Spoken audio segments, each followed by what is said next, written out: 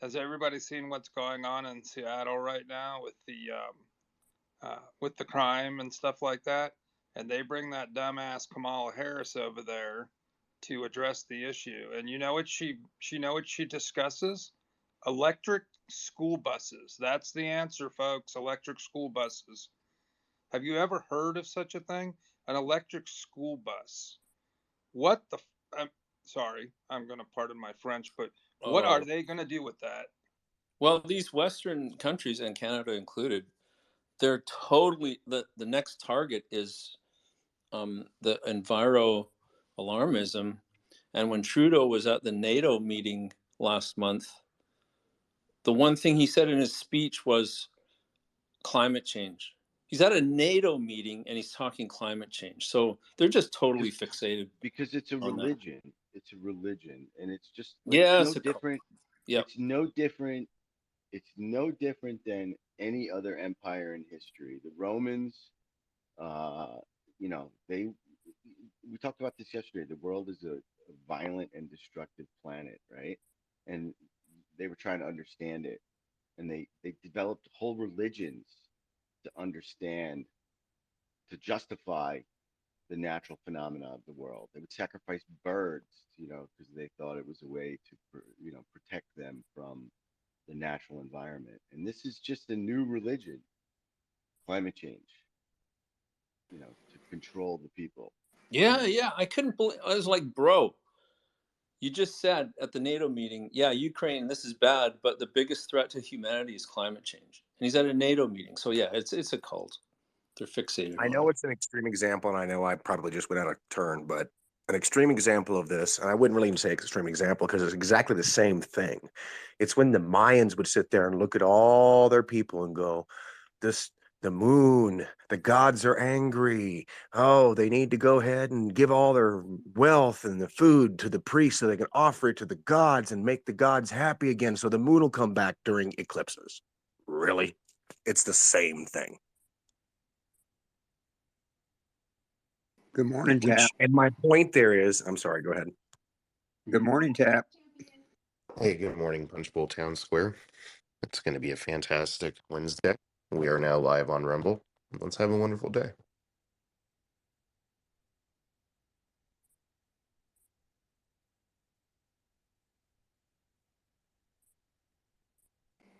Go ahead, Leo. Thank you. But yeah, my point behind that is they will take anything that is in contention or we debate or anything that actually isn't settled, this, that, or the other. And I don't even like the word settled because it's not. But anything of contention, they'll take and they'll use it to actually find a way to extricate money from everyone's pockets. They will look for anything and every avenue to do this. And they will look for any avenue to get to the ends that they want. It doesn't matter what means they get there by, they'll do anything. They're willing to sacrifice their own First Amendments to get their end goal accomplished. And I really don't see how that's viable for even them. So I really don't know what to say about what's going on, other than the fact that if free speech isn't allowed, then we all have a serious problem. It doesn't matter where you come from. Because if free speech isn't allowed, then we can't get the information and we can't even make an informed decision. So that means every decision that we're going to be making going forward without free speech, without having the information, is a 50-50 dice roll. And I would say it's more like 20-80. So there you go. I mean, we have to have the truth. We have to have the information. And the fact that they want to keep all that from us should tell you everything you need to know. I mean, there really isn't anything else to discuss at this point. They are trying to destroy free speech, the Second Amendment, the Third, the Fourth, the Fifth, the Sixth, the Seventh, the Eighth, the entire document, which is U.S. land supreme law within these borders. Just don't take the 21st Amendment, please. Exactly.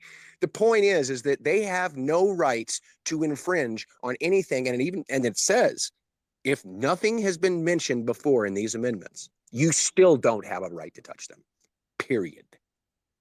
That is the point of all of this. And it is U.S. supreme law ensconced through maritime means, maritime law, which is how our courts operate. And they operate around the world to be able to have courts interact around the world. That's how we can get prosecutions on people in another country. They can take care of the prosecution there, spend their jail time there, be transferred and spend their jail time here for the crimes that affected this country, and vice versa around the world. That's how maritime law works, to hold people accountable. It's put in place so there wasn't all these wars like Tripoli, okay? When we had to go and deal with pirates, scourging the seas.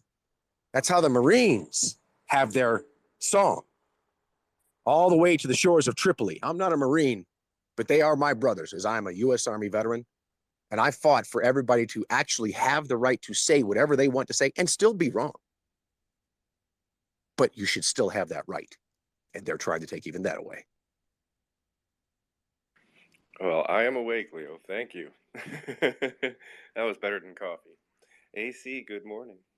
Good morning. I married a Marine, so hoo-ah. Okay. Yeah, I was just doing a gut check today. Who all is going to their local government to, rabble rouse, to push back, to let your voice be heard? Me, me, me. I'll soon be picking up a few people today. We're going down to the commissioner's office to let them know what we think about raising our property taxes. And then after that, I'm scooting over to the city council and reminding them of a letter my husband and I wrote them to get them to put a hold on raising property taxes more than 1.5% per year. And they did pass it. And we're going to make fun of the commissioners for not backing it up. And then we're going to go to the state and say, tired of you saying it's all the bad cities doing the bad things when it's put in your hands appropriately because the city passes it on to you and you sit on it. So we're going to go after the state that pretends everything's the city so they can point fingers. So what are you doing today? And also meeting with some people who signed declarations and affidavits about voter fraud to see what we can do to push back against, the insane DA that we actually put into office by getting people to cross party lines in order to vote for her, because the DA before that was even worse. So yes, got a lot of things on the plate today, but what are you doing to push back against your government? It is your government. You run your government. So gut check today. Get out there, get to know the people in your community, give high fives, and let him hear some of your free speech. Keep it civil, but use your linguistics like a sword. That's right. Your tongue can be a sword. Have a great day, everybody. Thanks, AC. Al? So, AC, first of all, I want to call you out for ratting me You're a out to. tattletale. You were ratting me out to the teacher last night, and I'm calling you out for that. And you got me to sit all the You way. were being a tattletale. You got me to sit all the way in the back of the classroom. And your tongue can be used for a lot of things, and we're not going to even go into that because this is a PG space. But yeah, I shout told out. the teacher to put you up front because you were a troublemaker. I never said to set you in the back. You were a problem. Okay, somebody mute her. And shout out to all of our veterans and all of the armed forces. That goes for every single one of them and every single first responder. You know, without our brothers and sisters, we wouldn't have this country. So everybody needs to remember that. And if you are on Discord in the Punch Bowl, you can go on and you can see my picture. I did my best cousin Jethro, and I posted it there for everyone to see. And shout out to Tap because I tried to figure out Discord and I was completely lost. So he actually sent me a direct link to get in, and then I had to get verified, and then I had to link my Twitter account, and I was ready to pull my freaking hair out because then I had to change my name, and then I went from Al back to AI, and yeah, I changed my name. Victim So mentality. it's not AI, it's Al. Okay, that's a lowercase L. I can't help it if X shows it as AI, but I don't support AI at all. Just so you guys know that. Yeah. And then all the conspiracy theorists that sit in their house and they don't do anything except research and stuff like that. they think the sky is falling. So I'm sure we'll hear from some of them in this room at some point today. But yeah, and then we can all talk about Maui and do and everything else, which is a load of bullshit. But all right, I will land my plane, jump out, whatever. I'm sure there's other people that want to speak. But AC, you cheated last night. I did not cheat. I And had 2.5 points, and you can bite it. Hey, stop out. It was your first time in class. You need to learn how classes run. Thank you so much. hey, and I got a half a point, and I had never attended one goddamn lesson.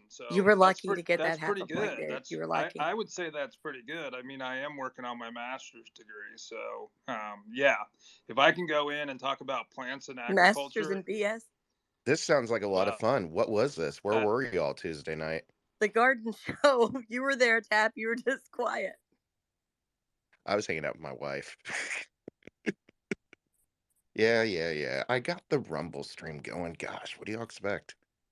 But I did listen to the last half hour. It was hilarious listening to y'all go back and forth. Join the garden and home space on Tuesday evenings at 6:30 p.m. Central, because it's not just stuffy. This is how plants grow, and this is the Latin name for this green thing.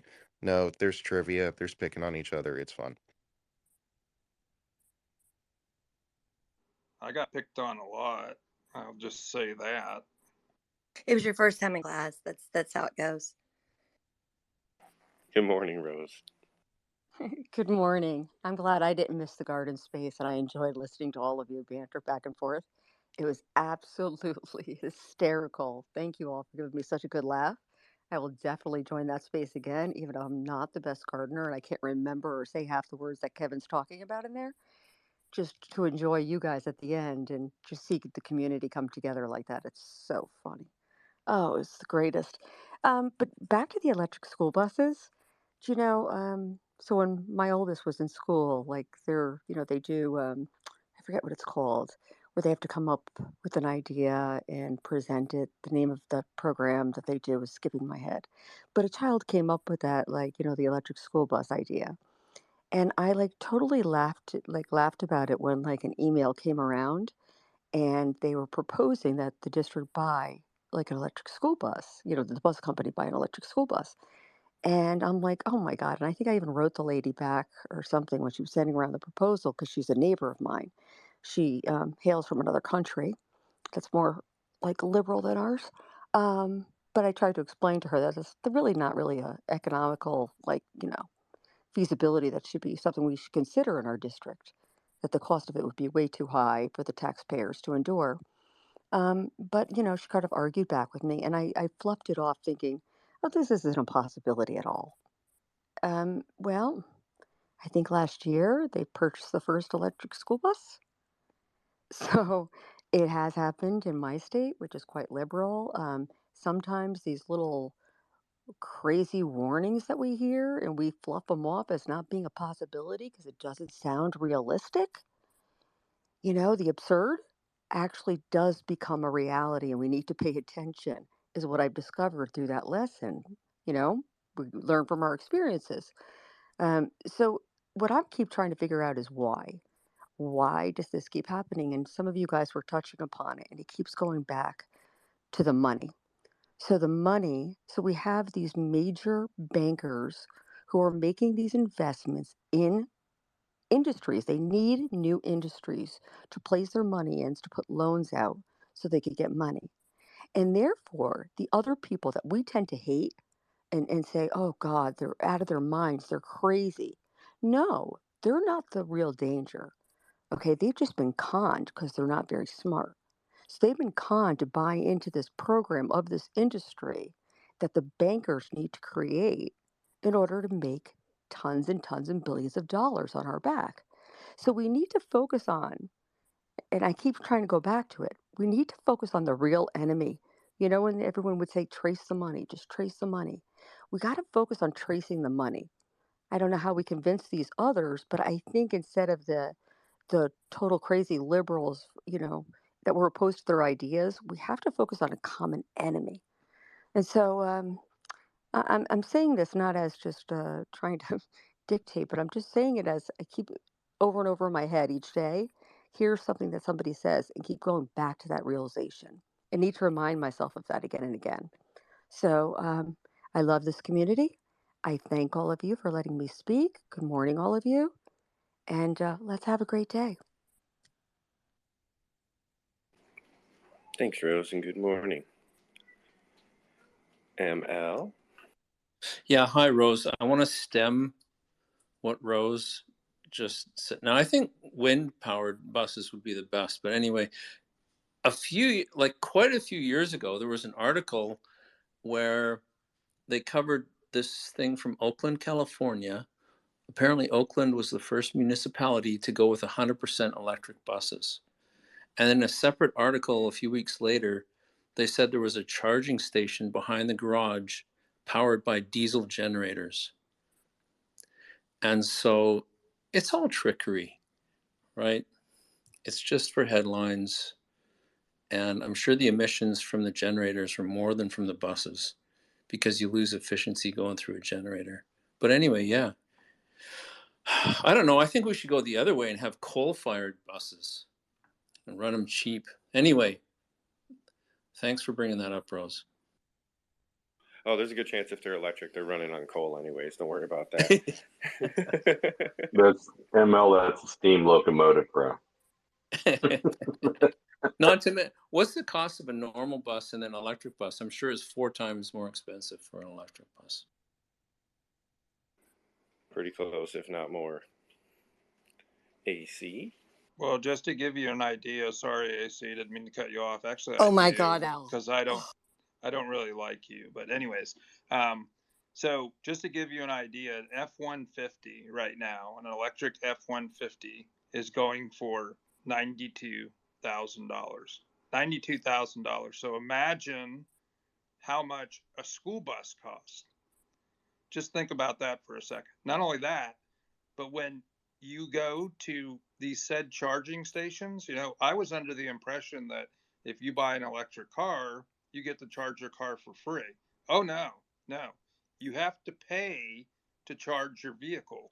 Not only that, if you get a charging station at your house, you have to change your whole power grid in your home to adapt to the stupid ass charging station that they charge you thousands of dollars for. So it's just one fee after the next, and you get nothing out of it. You may be able to get 300 or 400 miles in your said vehicle if you're lucky, right? So say you want to go take a trip across the country, instead of stopping at your local gas station, you have to go sit at some stupid ass charging station, send your family in an Uber or something to the mall or whatever, because you can't leave your car there, right? Because somebody might try to steal it. So yeah, it's an inconvenience, it's expensive, and it falls on the grounds of absurdity. But this is what the libtards are doing. Sorry if there's any liberal people in here, but I mean, this is just the definition of insanity. It really is. And I will jump out of my plane on that. I'm sure you all have heard enough of me this morning. Don't even say anything, AC. Go ahead. Yeah. I think it's a good idea. I like the idea of coal-powered buses. We get the kids that have detention, or the students like Al, to be the ones who shovel the coal in the back of the bus. I think it's a great idea, and we can give them, some wet wipes to wipe off their face and their hands, wipe the coal off before they go to class, because we don't want them to be a disturbance once they get to class with the smut and dirt on them. But to Rose's point, my big what really was unnerving is to find out when I would go to deposit our clients' checks, and they wouldn't really go through for like 2 or 3 days, and we were asking the clients, what's going on. They said, oh, it didn't process until this day. And I asked the bank, when is turnaround time? Oh, 24 hours. It was sometimes taking up to 72. And that's when I found out sometimes they take the amount of money that's coming in, and then they'll get a percentage of investment from it, and they'll keep that. And that's how they make money. And so my issue is, why are we charged fees if they're making money from our money? it's one thing that we're getting their service, right? But if they're making money off of our fees and we're not making that money, why would we be hit with any kind of fee if it takes a long time for their checks to process because they're busy making a percentage off of that deposit? So yeah, that's something that really bothers me. Kind of like, getting taxed on your labor. That's just really odd, and it seems to go in the face of like like anything normal. It seems the opposite of normal, and so yeah, that's bothersome, Rose. So I like the point you made. Boy, AC is hot this morning. Tap. I already feel guilty this morning. I'm not doing anything for my country or my state government or my county government or city. I don't even have an HOA to do anything for. I'm just going to work today and have like 30% go to the Ukraine to fund them. Gosh, AC, way to make me feel guilty this morning. Yeah, As but you far do stuff for your wife. That's beautiful. my poor wife, I can never do enough for my wife to make up for the fact that that poor woman is stuck with me for life. Whatever, whatever barrier she has for her vision, whatever mental deficiency that God saw fit to put on her so that she could love a man like me, it's not enough. I'm not doing enough for her, and I never have, and I need to do better every day because she deserves better. All right. Buses. Buses should be illegal with the exception of the Army and Europe. And you might be like, what about school buses? Well, I don't care for the American public education system. You shouldn't have to send your kids to a government controlled like building for 12 years. Sorry, Rose. Um, so yeah, get rid of all the buses. We shouldn't have buses in America. We'll let the Army keep them for basic training. And then we'll let some people keep them that have the older ones that turned it in like to like you can have tour buses still. Those are kind of cool. And you can have like the buses where you take like the Silver Eagle or whatever and convert it into like an RV. But with the exception of that, all the other ones I'm going to smash in a giant bus smashing machine that I'll set up all around in each state. No more buses. They're ugly. They remind me of Europe. I don't like Europe. We're Americans. We are individuals. We are not a collective. We do not use public transportation. We go out and we work, and with the profit of our labor that the government so graciously allows us to keep, we go out and we buy something for 84 months at a high interest rate that really we can't afford, that we enjoy driving, that we post pictures of on the Book of Face and Instagram because we're Americans. And there's 3 other seats usually in there at least, and rarely are they ever occupied because we're Americans. I reject public transportation. I reject buses. Happy Wednesday. And cannibalism. Melody? Hey, good morning, everybody. How's everybody doing? Nice to see all my new friends in here. Here's the why. Why are they grabbing for electric buses and cars and vehicles? What is the why? And I think I know what the why is. So I got a survey. This was back in April. I'm from Tulsa, Oklahoma, which is the very first oil basin in all the world, like literally the first one. And so between Tulsa, the Permian, which is Midland, Odessa, Houston, and Colorado, that's kind of our oil wheel, right? So I got a survey on April 7th from some national survey, whatever, blah, blah, blah, who knows what it is. And they were running questions to me, asking me what would be the best way for us to ask you a question of getting oil out of your hands in Tulsa and creating a tech city instead. For instance, they posed a few different questions and said, would this question be more convincing, somewhat convincing, or not convincing? They're literally asking me which question would convince me the most. Not, do I want to get rid of oil? Which question would convince me the most? Here's one of them, for example. Oil and gas has long been the dominant industry in the Tulsa area. But as times change, Tulsa shouldn't rely only on the oil and gas industry. By making Tulsa a tech hub, we can expand the economy to include new sectors related to technology that can provide stable, well-paying jobs alongside oil and gas. And then they went on, they actually talked about old people. It's the old people job. It's the people from then. But now we've got literally these questions. I could go through and you guys would just laugh at these questions that they're asked. And they're literally asking me which question would most convince you to let go of oil. So the point to me is when I look at the big picture, why are they wanting to do all this? They want to own all the oil. There is no shortage of oil. This is not something that came from dinosaurs. It comes from decay and of all that. So dinosaurs, yes, but also a lot of other decay, right? There's no shortage of oil, but they want to fearmonger everyone into believing that there is. They want to get us excited about electric and going green.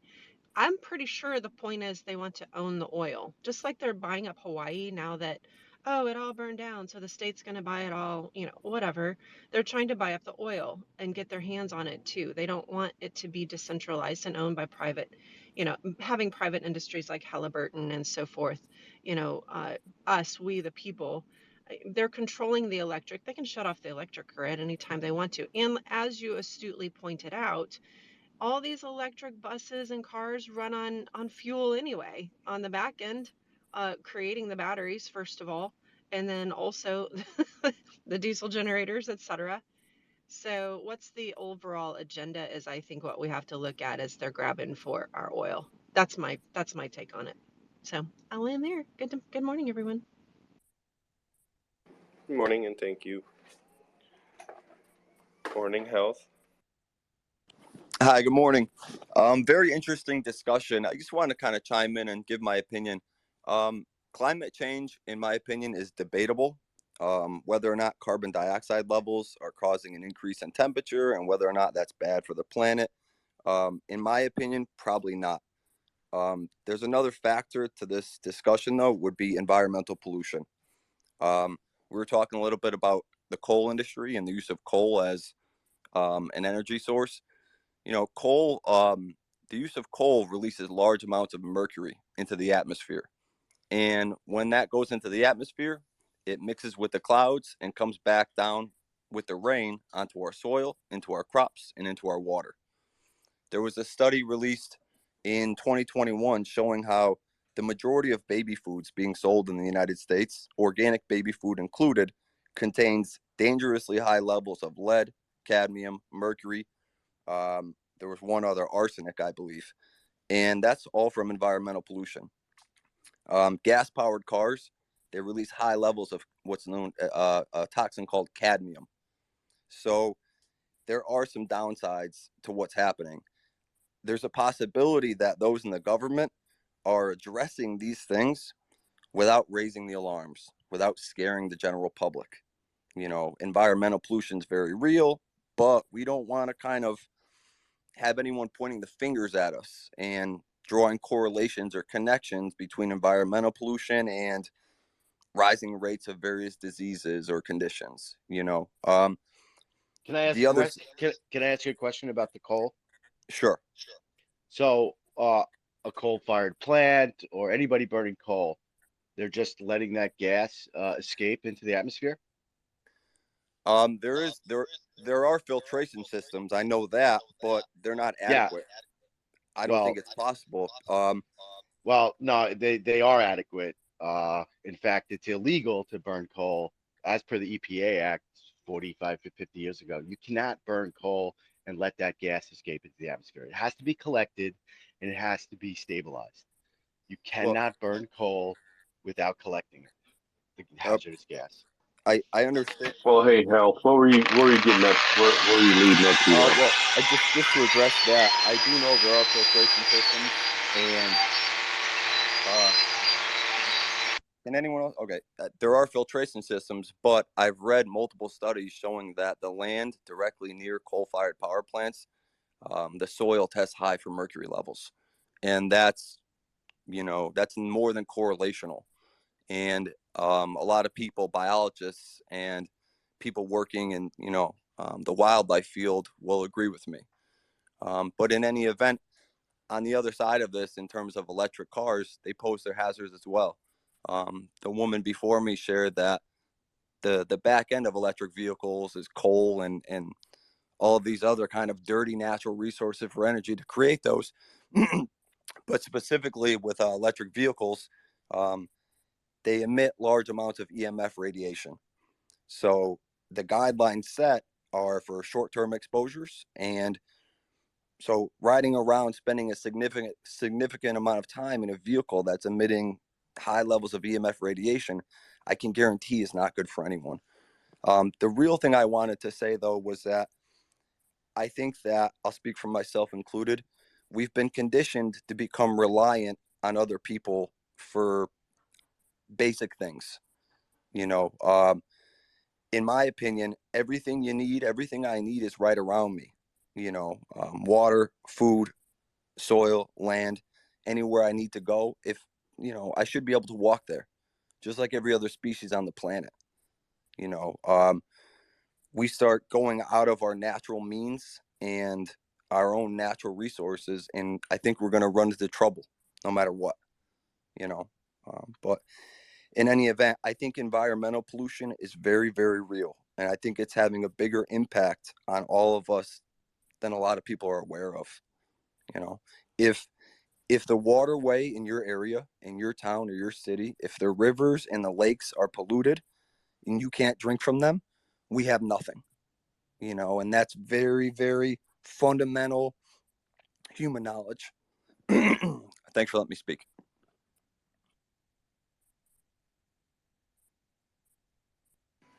No problem. Thanks for speaking. ML? Okay, as an Illuminati apprentice, I'm going to say firstly to health. You'd hang in there with me, bud. Just 2 minutes. You say you doubt climate change? How dare you? Okay, secondly, Melody, the replacement of oil jobs with green jobs. Look at what Trudeau just did in Canada. Nobody needs a whole bunch of car batteries yet, like millions of car batteries, but Trudeau decided the green economy is going to make a bunch of green jobs for everyone. So Trudeau paid Volkswagen $12 billion, basically a bribe, to build a huge battery plant in Ontario. And so Volkswagen said, yeah, okay, sure, we'll make a battery plant. And there was an article last week in the Financial Post that said they don't have the contracts in place yet. They don't know where they'll sell the batteries because the manufacturers in Detroit will use local companies based in Detroit to supply the batteries, etc. Same thing in Germany and Japan. So that's your green economy. It's communism. Use taxpayer money to create jobs, to make stuff that no one needs or wants. So welcome to communism. And again, as an Illuminati apprentice, I love it. Thank you. Just remember that the climate change, the C40, they want to give themselves value, so you have to rely on them. So currently, we're waiting on Biden to announce a climate emergency here in the United States. It's coming. It's starting to sound like Kane. You heard it first, folks. You heard it. Doesn't he have to go back to work first to make that happen?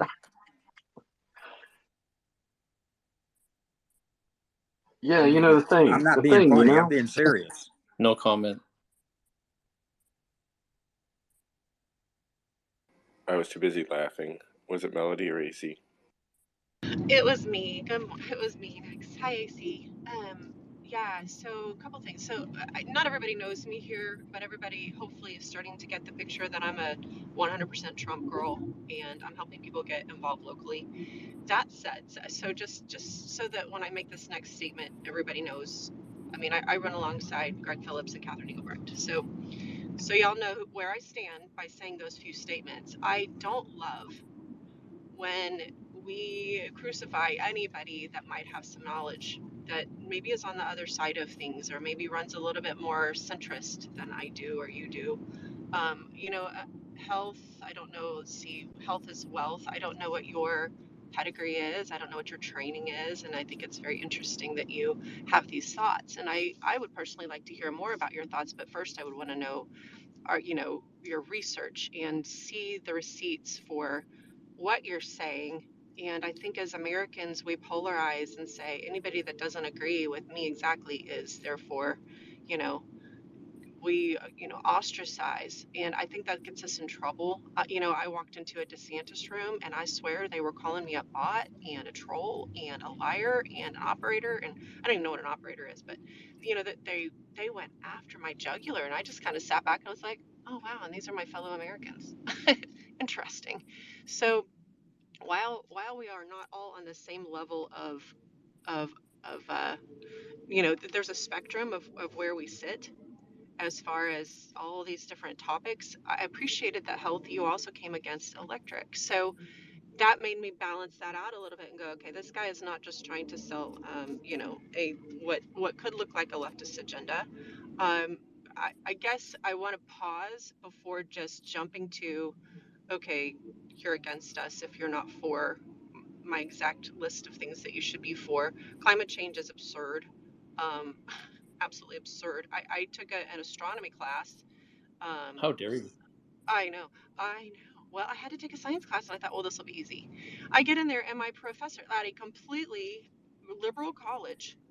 I'm in my 50s. I took an astronomy class when I was like 48, 49 years old to get my degree. Uh, a 20 something year old kid started screaming the whole, take care of the earth and green crap and blah blah blah, and the professor shut him down at a liberal college and said, son, there is literally no way that that the entire population of this earth, no matter the years we've lived here or the years we continue to live, can ever change the carbon footprint on this ball we call earth.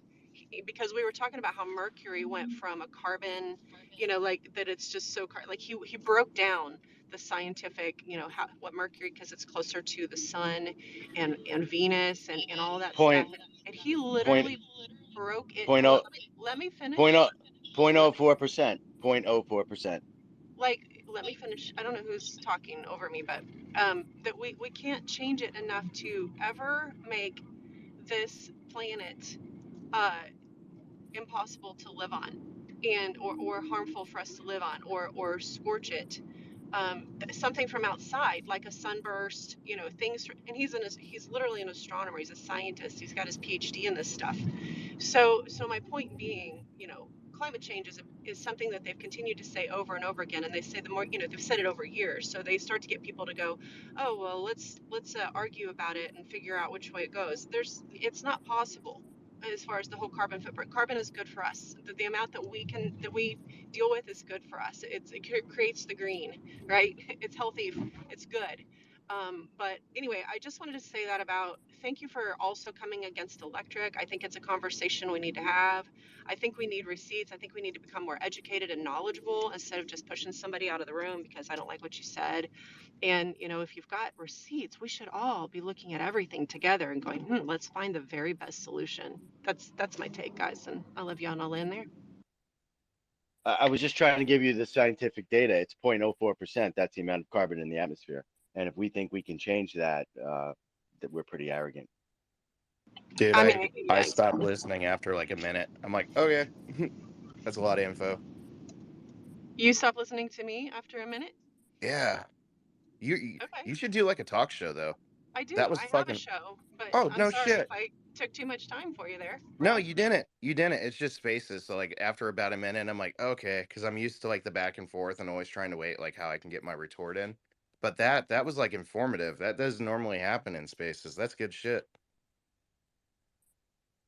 Okay, so I don't know if I offended you or if you like No, it That was or a not. compliment, Melody. that's a Melody, that Okay. was compliment. a compliment. Okay. All right. Sorry, Well, it's But good shit.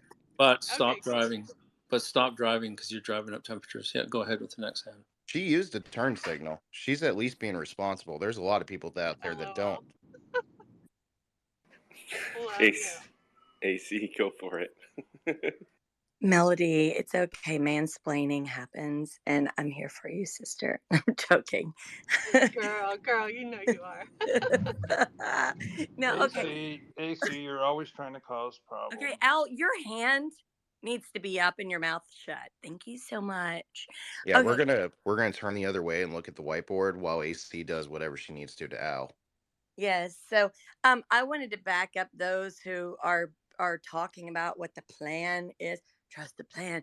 It is the plan because we have a landscape design company, and one of our longest clients, whose middle child works in the Biden administration, called us up and said, "I just sent you a link to my Amazon cart.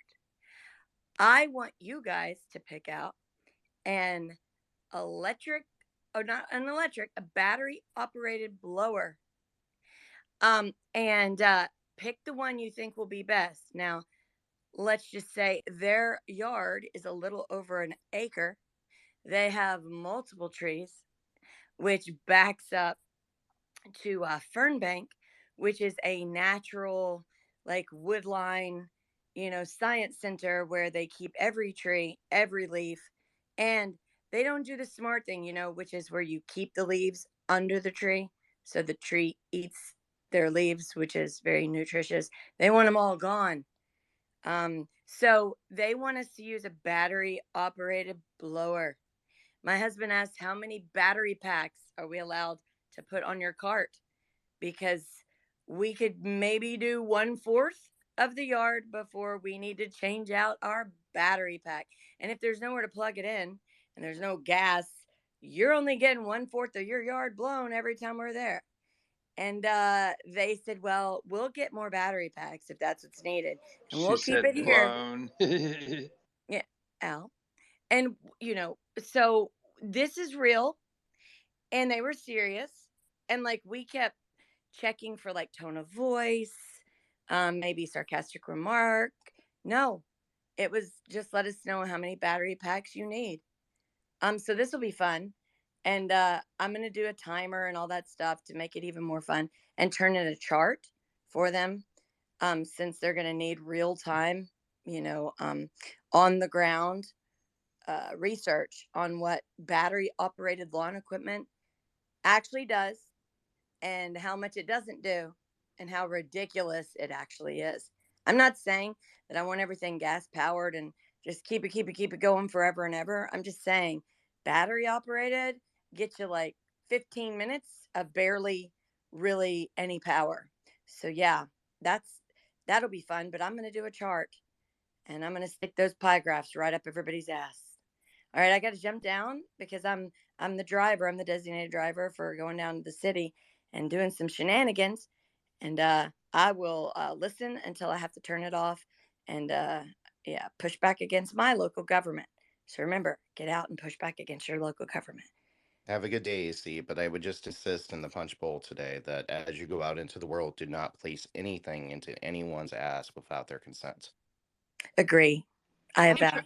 I am tracking now. Tap is the fun and sarcasm snark. I love snarky rooms. I'm all down. I'm in. Love it.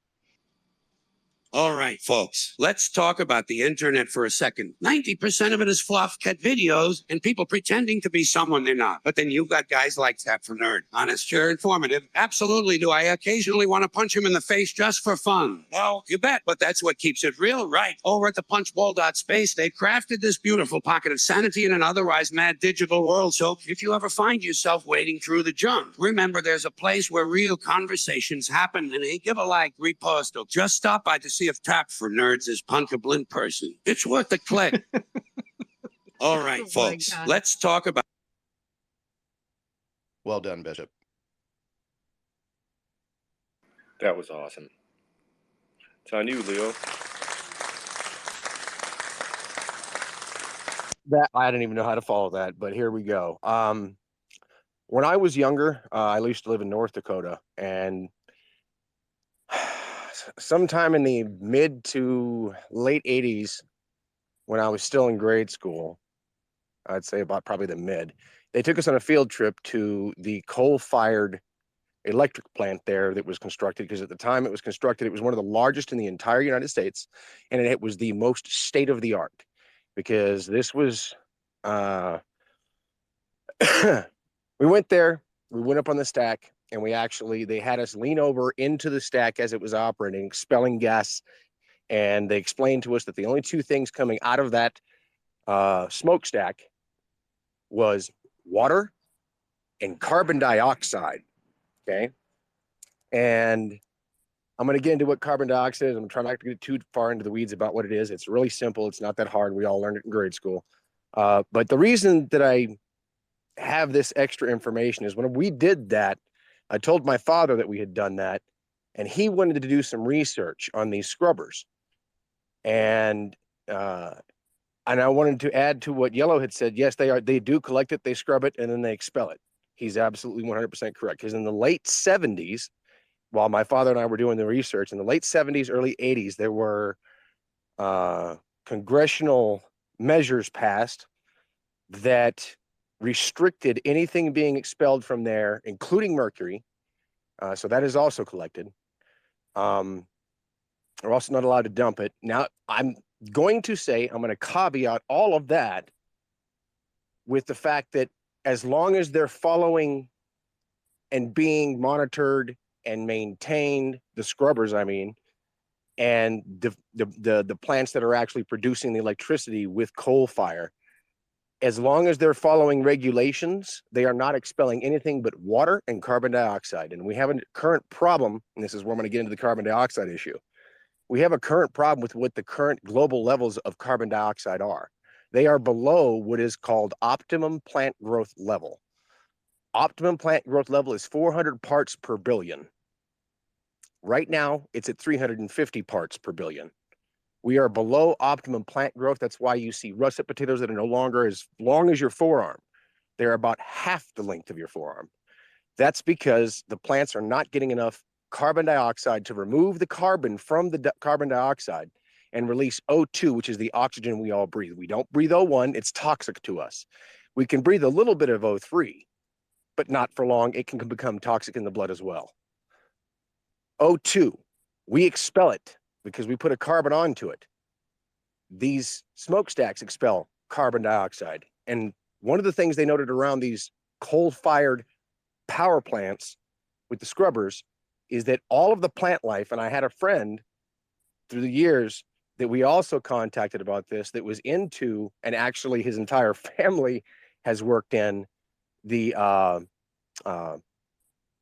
basically what, it's not the Forestry Service, but it's the North Dakota equivalent, wildlife protection and all that. And they work for the wildlife and game department. Their whole family has, generationally. And they also test around those things. And so far, Fish and Wildlife hasn't found anything around that coal-fired power plant in North Dakota that's been now burning and still is burning coal to this very day. And I'm not exactly sure when they had built it, but like I said, they took us on a field trip specifically, and I remember all of it. One of my favorite field trips, actually. So my apologies. But yeah, this is not exactly what, they possibly could not be following regulations. But if that's the case, then they need to be fined, things need to be fixed and repaired. And that includes the environment around the place that didn't go by regulation. But as far as I know, they're all supposed to be following regulation. If they are, they're not doing anything harmful to the environment at all. Thanks, Leo. ML, you're up, buddy. Okay, firstly, Leo, how dare you? I don't want you sticking your head in any more pipes for the time being anyway. There's 109 shopping days left until Christmas. I know it's a bit, I just made that up. I don't know. I think it's something like that. I want the opinion of all the ladies in the space here. I've got a kick-ass gift idea that brings together all this crap that we've been talking about. Okay, what do you think of this gift idea? A waterbed, right, filled with heavy water like H3O from whatever, 3 Mile Island or whatever. And it's heated with a coal-fired boiler. Is that like the most kick-ass? Just let me know. I just want your opinion before I go and buy this thing. As a woman, if you brought me home and you had that, I will birth you many children. Wow. Oh man, wretched buddy, go for it. Hey, good morning. Morning. Yeah, tell that to Silent Hill. You guys remember that? That's real. There's a whole town somewhere in Pennsylvania where the coal bed underneath the town has been burning for decades. I don't think anybody's capturing any of that. But when you talk about climate change, talk about carbon capture, just realize how futile it is, because one volcano eruption totally just puts to shame anything we can possibly put out in a year as people, cows, cars, anything. And do you know that those volcanoes are going off all day long under the ocean, and it doesn't catch all the carbon? So it's just futile. So I mean, people need to realize this. That's all. Hey, by the way, if you looked in it deeper, on the railroad, we had excavation sites where we'd go and by them like, the hell are they doing? And they were removing the byproduct of the steel, which is a metallurgic coal, and they need that type of coal to create steel. And it's anywhere from 28% to 80% mercury. So there's two different types of coal. There's a thermologic and there's a metallurgic. So that if that doesn't open your horizons, there's two different types. Coal ends up being more coal. Lignite. It's called lignite, the burning type. So if you're not realizing, coal is one of our largest. Yeah, but it's not the coal that they use. Bishop, it's not the coal they use to make steel or iron. Right, it's the coke. They cook exactly. They cook the coal. They collect the gas. What they're left with is coke, and then the gas is a byproduct that they could heat and cool in heat exchangers, and then they get multiple byproducts off of that too. Roger. I'm just saying, if you look at it, we're only one-sided, and we're talking air quality, but for that process to help with steel, it's airless. So it's in a what do you call that? A kiln. So, but that's just one thing or another, because like I'm saying, like Norfolk Southern, I think it was like one of their top 3 commodities that they transport. So they're not going away that quickly. We need to burn more coal. We're not burning enough coal. People do not realize that's literally what everything uses to make the planet survive. If you're curious about climate change, look up in Antarctica, there are no plants. Where does the carbon go? Into the Southern Ocean. The ocean literally sucks it up and uses it. Again, with the volcanoes, I agree with Wretched. You could just keep going and going on and on forever.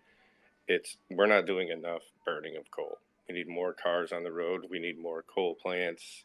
We need more of all of it. I sent a message to Elon months ago and suggested he start up a new car company called Mesla. That's coal-fired car, right? And he never got back to me. Not yet, anyway. And just one other thing to add to the carbon. One other thing to add to the carbon dioxide for plants. In a greenhouse, they will actually pump excess carbon dioxide into the greenhouse to triple production, and they run it to about between 600 and 800 parts per million. Yeah, if you worked for like a gas company and you were in the middle of a field looking for the gas leak, you would just look for where all the green shit was the tallest.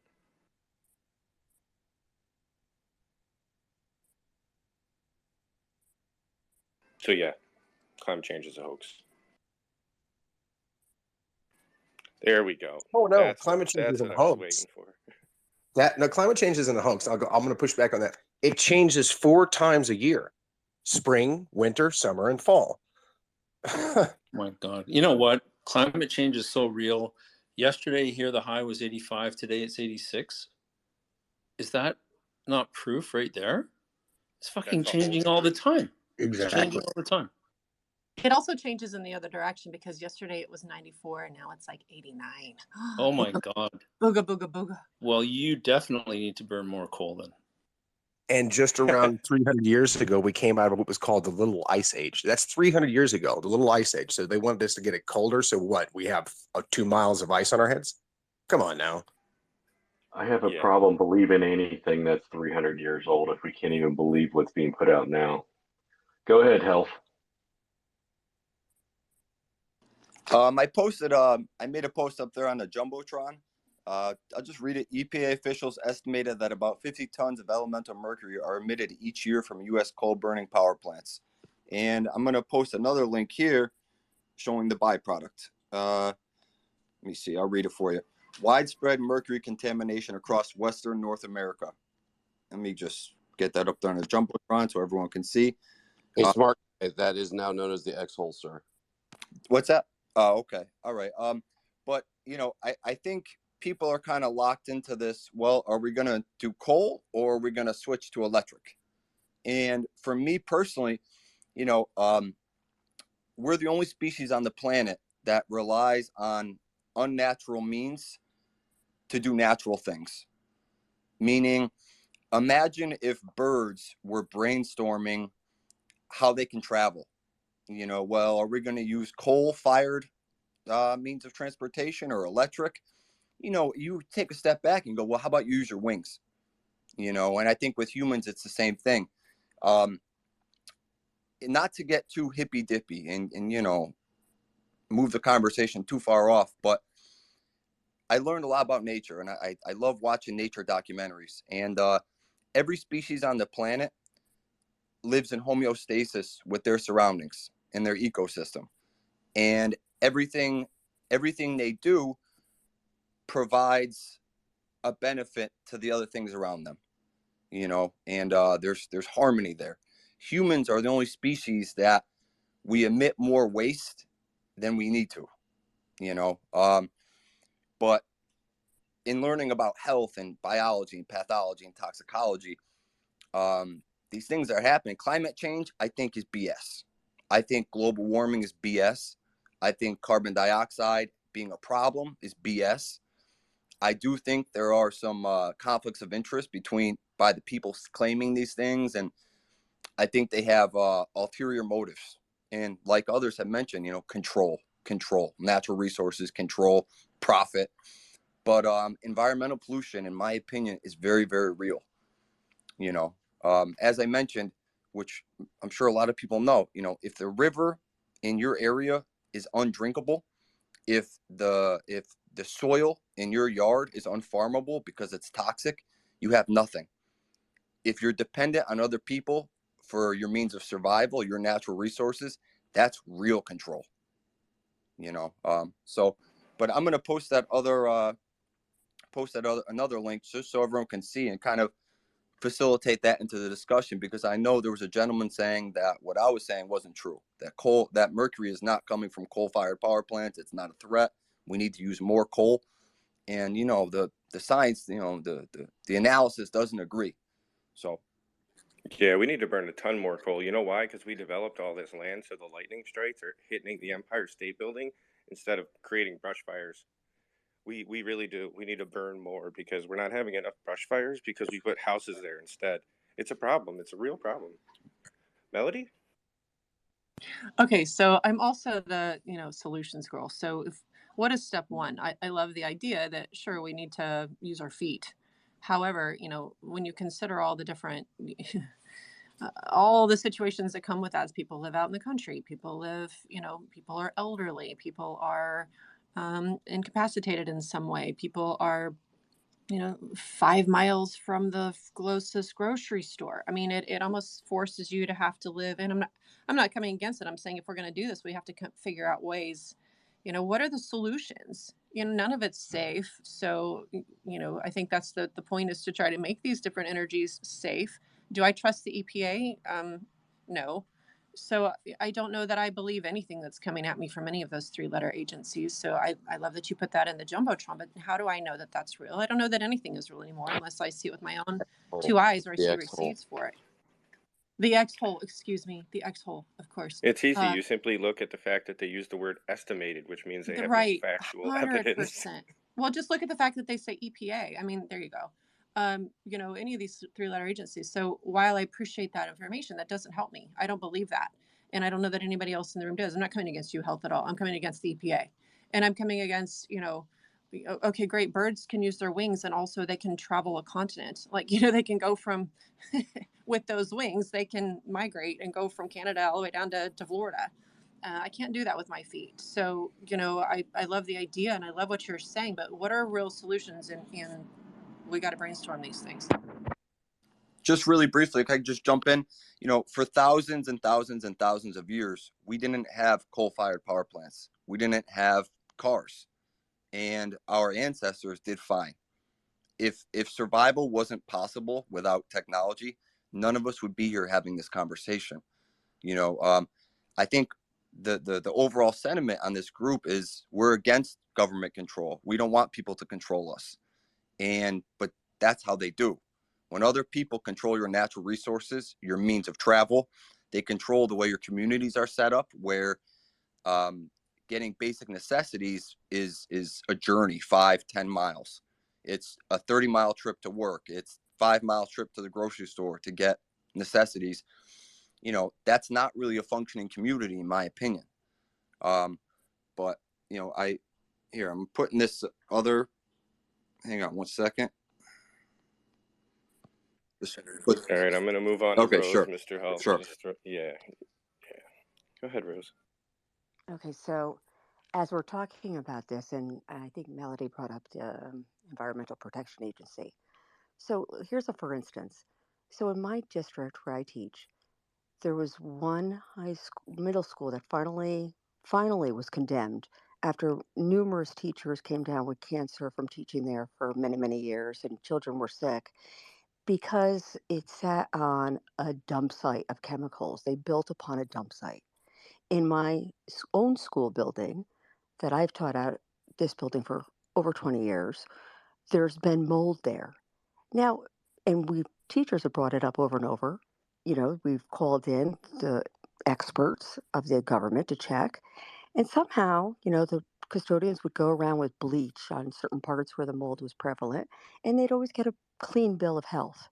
And the principal would lie, and they always did it when the teachers weren't there. So if we focused on the actual existing structures where there's problems, instead of creating this new development of an industry that isn't really in existence yet, but we're developing it, we would be protecting our own health. Why won't they do it? Once again, I'm going back to why won't they do it? Because there's no profit really for them to be made in fixing existing structures where there's a problem that they themselves caused. The profit to be made is developing these entirely new industries. Now, like Melody, you were saying, you're a solutions girl. Um, and I appreciate that. So the solution, like, how are we going to get the others who are extreme environmentalists, besides just giving them the facts, which we've been giving them about the environment, we've been reiterating for the past, hour about reasons why, climate change doesn't exist. I think we need to go with a common enemy, like I said earlier. I think we need to go back to why are they doing this? Why are they spinning this narrative for you and show the facts? I don't know how to accumulate them entirely. I'm pretty good with numbers, but I would like kind of need a team to help me start up. Looking into those, JP Morgans, the Black Rocks, look at what they're like investing in and the profits that they're making off these startups and everything else. I think even that new uh, presidential candidate is involved in some of these as well. I mean, it is tons to be made here. So I'm just thinking off the top of my head and brainstorming a little bit. Well, thanks, Rose. I'm going to have to go with Kevin, the man who's on break. Thank you, Jeff. So maybe I misunderstood, no disrespect to Health, but it sounded like Health said, well, we either need to burn more coal or we need to use more electric. So my brain was like, what? Most of our electric comes from coal, unless you're suggesting we go to nuclear, because wind and solar just aren't going to cut it.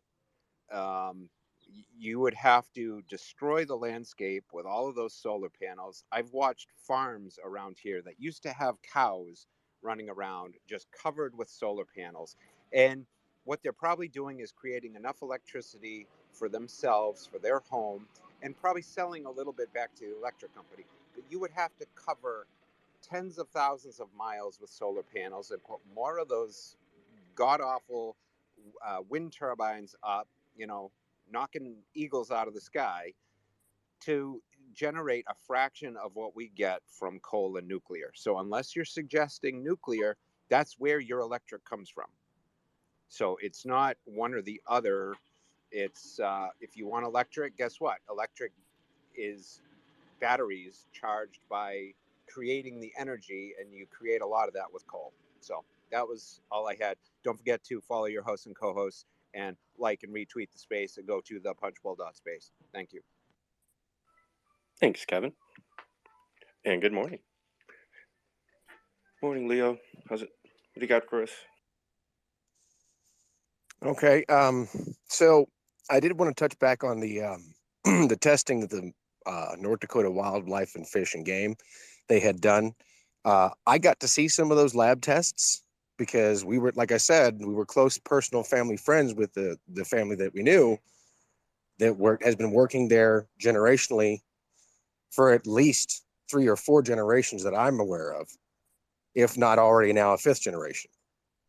And I got to see about 10 years worth of their soil tests around there and also from across the state, because they showed that and compared that to the entire rest of the state.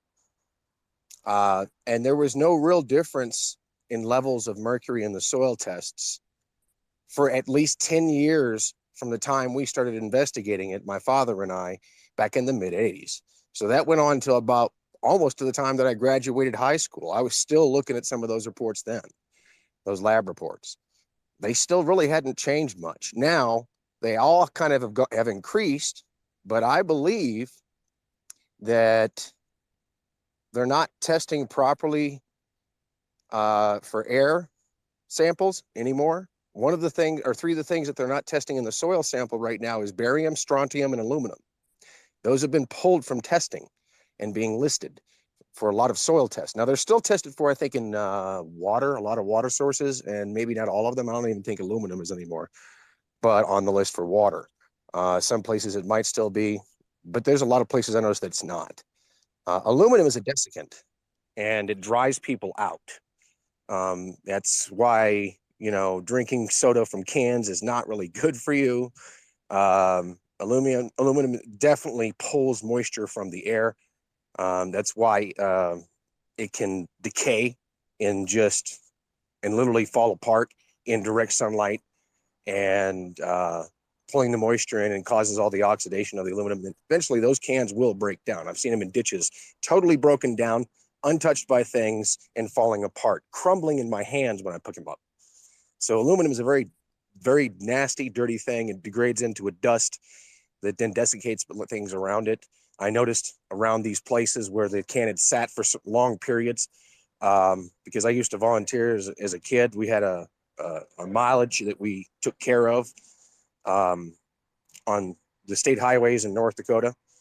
Also planted trees in my life, which helped to about 20 plus of them to help with the environment, So my answer to all the environmental things is this: if you want to sit there and help the environment and help humanity and help the animals, plant a bunch of trees. That's it.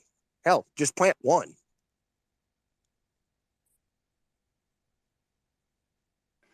Not bad advice. ML? Yeah, just on the CO2 thing again, I've got an idea here. I just want to get some feedback from everyone. So cows, obviously, those farting machines, they're destroying the climate, right? Should we not eat more beef to get rid of those farting enviro disasters? Shouldn't that be a pro beef? Like, eat them all up. Like, just get rid of them. I don't know. What do you guys think? I'm down with eating more beef. Let's do it. Yeah. I think it's environmentally responsible. Thank you.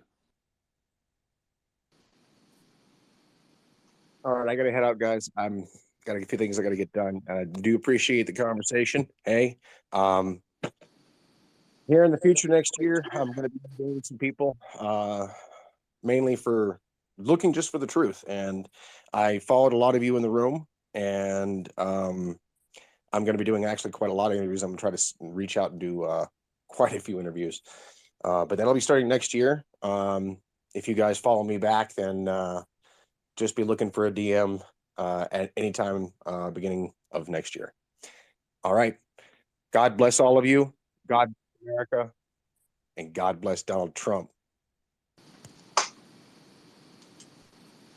Have you heard about the Punchbowls Town Square? Everyone's tuning in every Monday to Friday, 8 a.m. to 11 a.m. Eastern. It's the talk of the town on Exospaces 2.0. Truly, it's a can't miss event. All right, now let's get back to the action. Enjoy the show, folks. It's something special. Ding.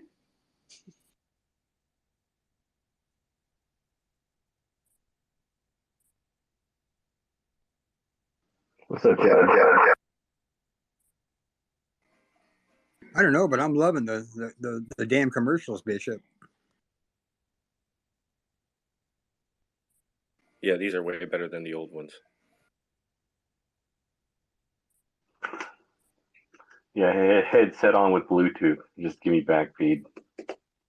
Well, you know, I had never done it before, but it was pretty easy for me to crank out like 30 plus of them last night in about an hour, having never done them before, and then get feedback that they were better than the professionally made old ones just now. So just All right, another day I being got a cat for question. nerd, just a man of many hats. I got Just a a jack of question. all trades, that's all.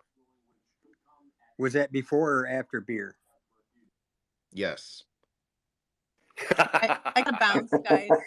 I'm gonna bounce. You guys have a great day. Tap. You can be Have a good one. You can be snarky with me anytime from now on. I will totally roll with you, bro. All good. Oh, I followed you.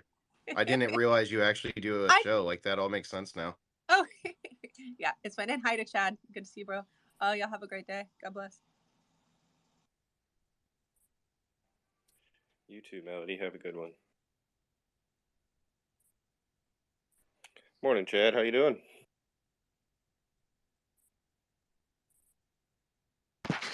I'm doing great. I'm sitting here trying to wonder why I hate behavioral science because I walked into fucking science class and basically climate change is bullshit. See, I just summed it all up for you. There you go. Awesome. Well, that concludes the show today. Come back tomorrow, and you will. Yep, but I have a tendency to wrap it all up in a nice little bowl. You know, I love the inside baseball shit, but I think everybody that follows me enough knows that I'm all about breaking it down to its minutia. And there's one thing about climate change that I can't get past. And since the beginning of studies, there's been 1,400 glaciers on this earth, and today there is 1,400 glaciers on this earth. So as it sits, it just is one of those things where it's another thing that we do wrong. That's kind of another thing I've been kind of working on. Liberals are just they're our moral compass. The idea of the morality behind the liberal world is they are to steer us as a society in which way to go. And by us being socially inept as caveman like Republicans, you know, that of capitalism and understanding real you know, being able to look at things with some discernment and be able to say, well, that's dumb as shit. I'm not really going down that road. They just don't like it. And they want us to just cower. And I'm kind of tired. And maybe I'll get a climate change hat. I don't know. I'll start there. Make the climate great again. As an Illuminati apprentice, I'm appalled. We don't need ordinary people bringing like facts and data in here. I think we need more censorship, more regulation on speech, because we're not going to get anywhere. You need to go to Facebook, dude. I like this ML person so far.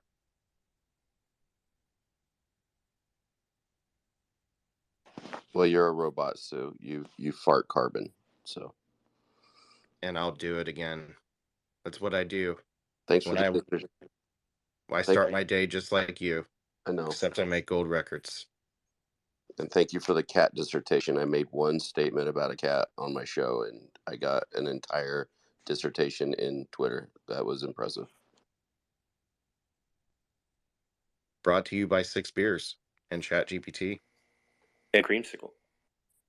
Basically, anyone coming in here and counting glaciers, I think needs to be suspended from X, Twitter.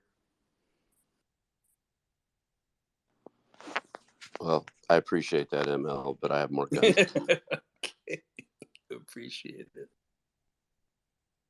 Trust me, if I got suspended from X, my job would be a lot easier, really. I could go fishing or something.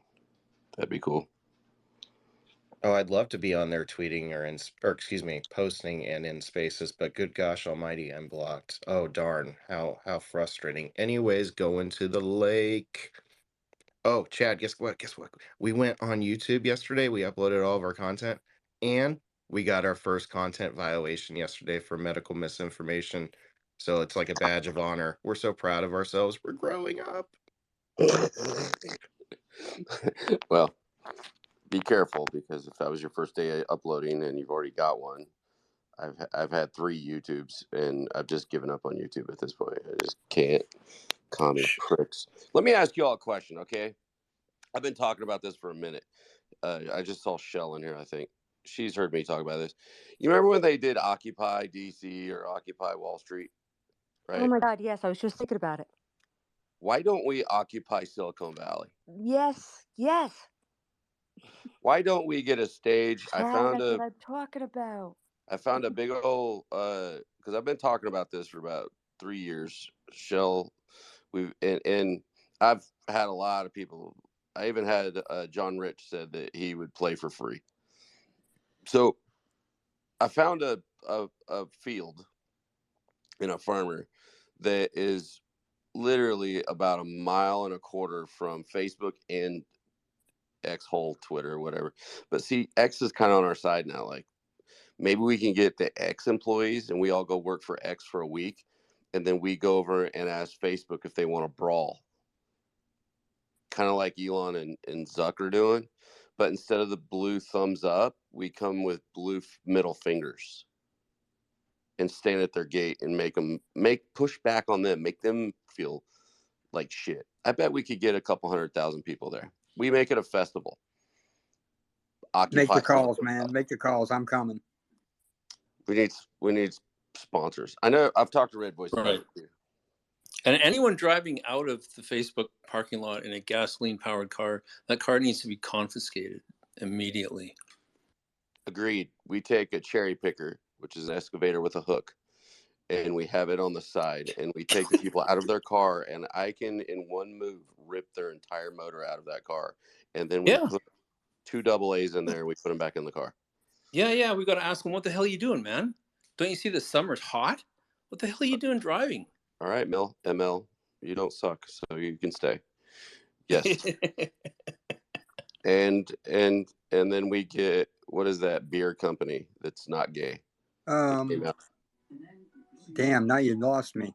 Modelo. No, Chicano. Not gay. Is it Dos Equis, that tap drinks? No, it's that new beer company that came out, American Beer or whatever, and they started actually doing shit. But yeah, we get them, have a American Beer Garden. We have a whole dog area because dogs are American, cats are commies. And especially now that ChatGTP wrote that shit on Twitter, no respect, Hap, no respect. You are a computer, you're a robot. What the fuck?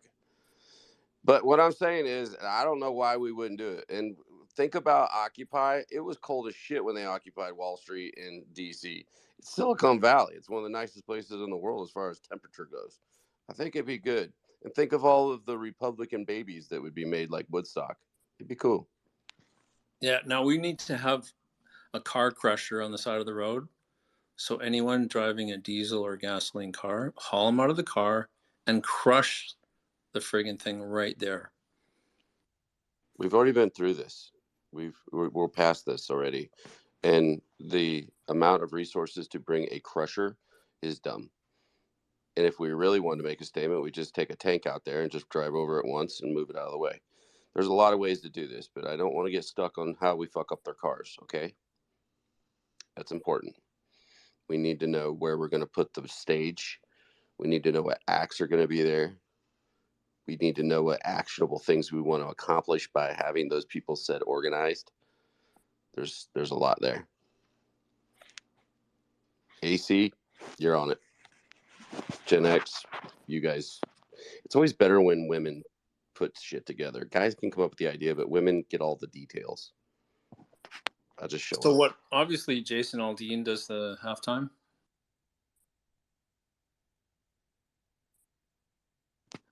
No, because he bend a knee to their bullshit. I'm not saying fuck Jason Aldean, but they wanted to pull copyright for footage for his video, and he pulled it like a bitch. He wanted to pull it. He could have said, fuck you, take me to court. Because here's the thing. Everything in news is aggregated. If they've tried to pull copyright there, then anybody that uses any of their news media out there for any other show, which is aggregated all the time, like, that thing called the AP, Associated Press, then in fact, everybody would have a lawsuit for everything. He chose to take it in the ass. He found a reason to take it down because ESG was in his ass. And I guarantee you that's what it is. He had all of Hollywood and people walking away from $30 million deals trying to hold the ground. And because of copyright infringement from a news organization, he pulled his shit. Yay.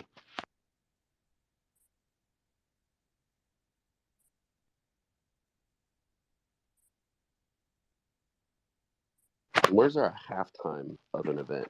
Like, that's football, right? Baseball. It's not. Is it at noon? Is that halftime? What's halftime?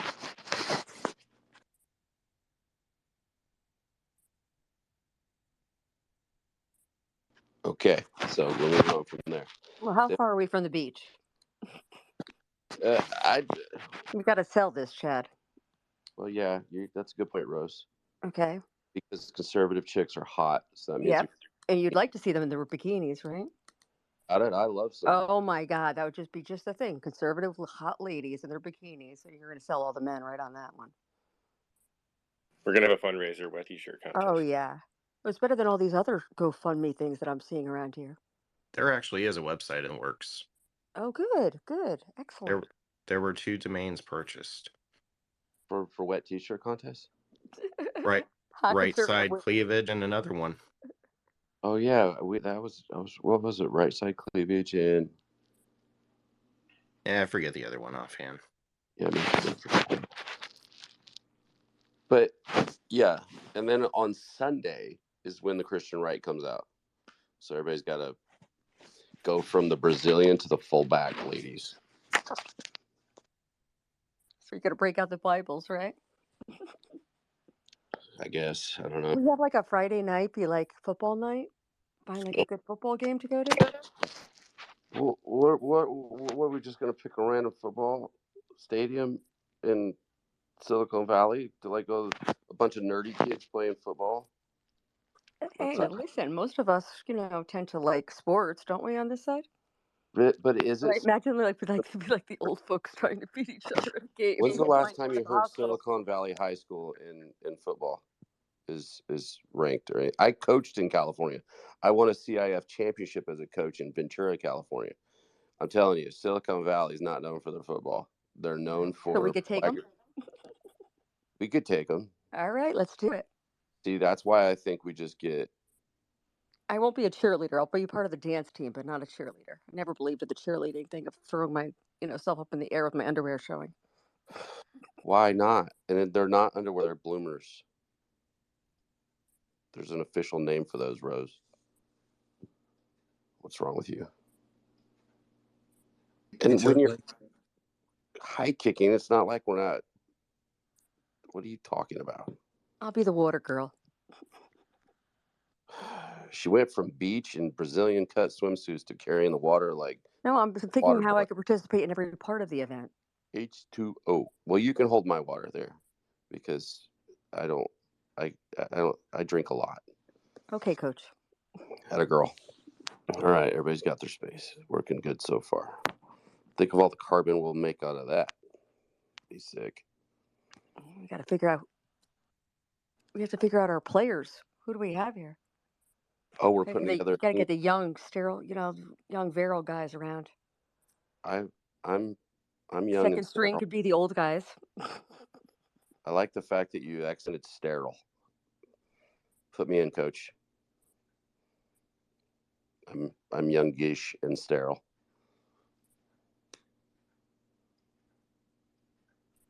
I think ML sounds ready to go. ML, would you be a player?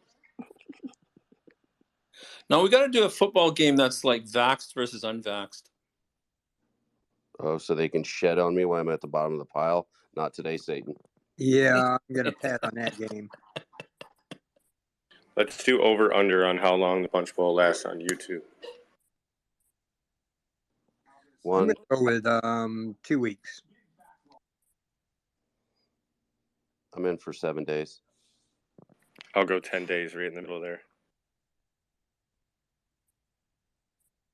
Come on, we got to do a big bowl game, the Pfizer Bowl.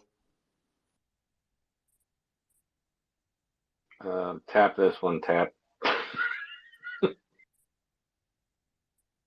I guarantee I bet Bishop was a football player. Hey, Bishop, what did I miss?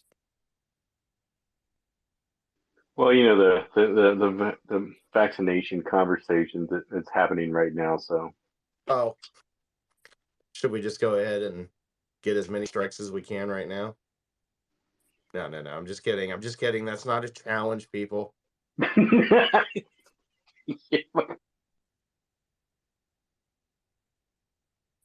There's like people like about to put their hand up, like, yeah, I got something that'll get that done. I've been wanting to say this for a while. Oh, you want it? Is that? I mean, if it is a challenge, let me know. It'd take me 3 minutes. No worries. Because we could talk about the Quran. They love that shit on YouTube. No, I feel like you've gotten your chance before. Like you've kind of gotten that already done. I feel like you're right. I gotta leave it to the team to pop their cherries on it. And if nothing else, like I might want to bring up like, all right, so like see Miss G down there, I would bring her up and be like, say whatever you want because she's from New York and like I'm not saying she's offensive, but she tells it how it is. And so like inevitably we'd get a hit and be like, that's just Miss G laying out the truth. But yeah, that'd be fun. Beautifully offensive. Miss G is one of my faves because she will straight up cut your throat and she doesn't care. And that's the way we need to be. Stop being scared, people. The people you're scared of are probably the biggest bitch you've ever had to face in your life. Push back. I told John Cardillo if we can meet halfway, like in Georgia, it seems to be a popular state. So that me and John Cardillo could fight because he wanted me to fly down there to fight him.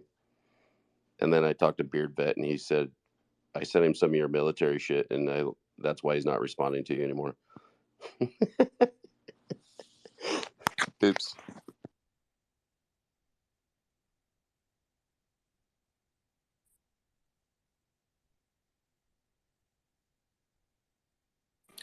How is the weather down south today? Is it like yesterday where it was 98? Yeah, we're probably gonna have another day of late thunderstorms by the looks of it. I'm looking at a high of 74. I don't know. It just might be too much, Jeff. It's not raining where you are, Jeff? No. Canadian Jeff? Oh, No. it's been raining here. In the lovely state of Connecticut, Chad.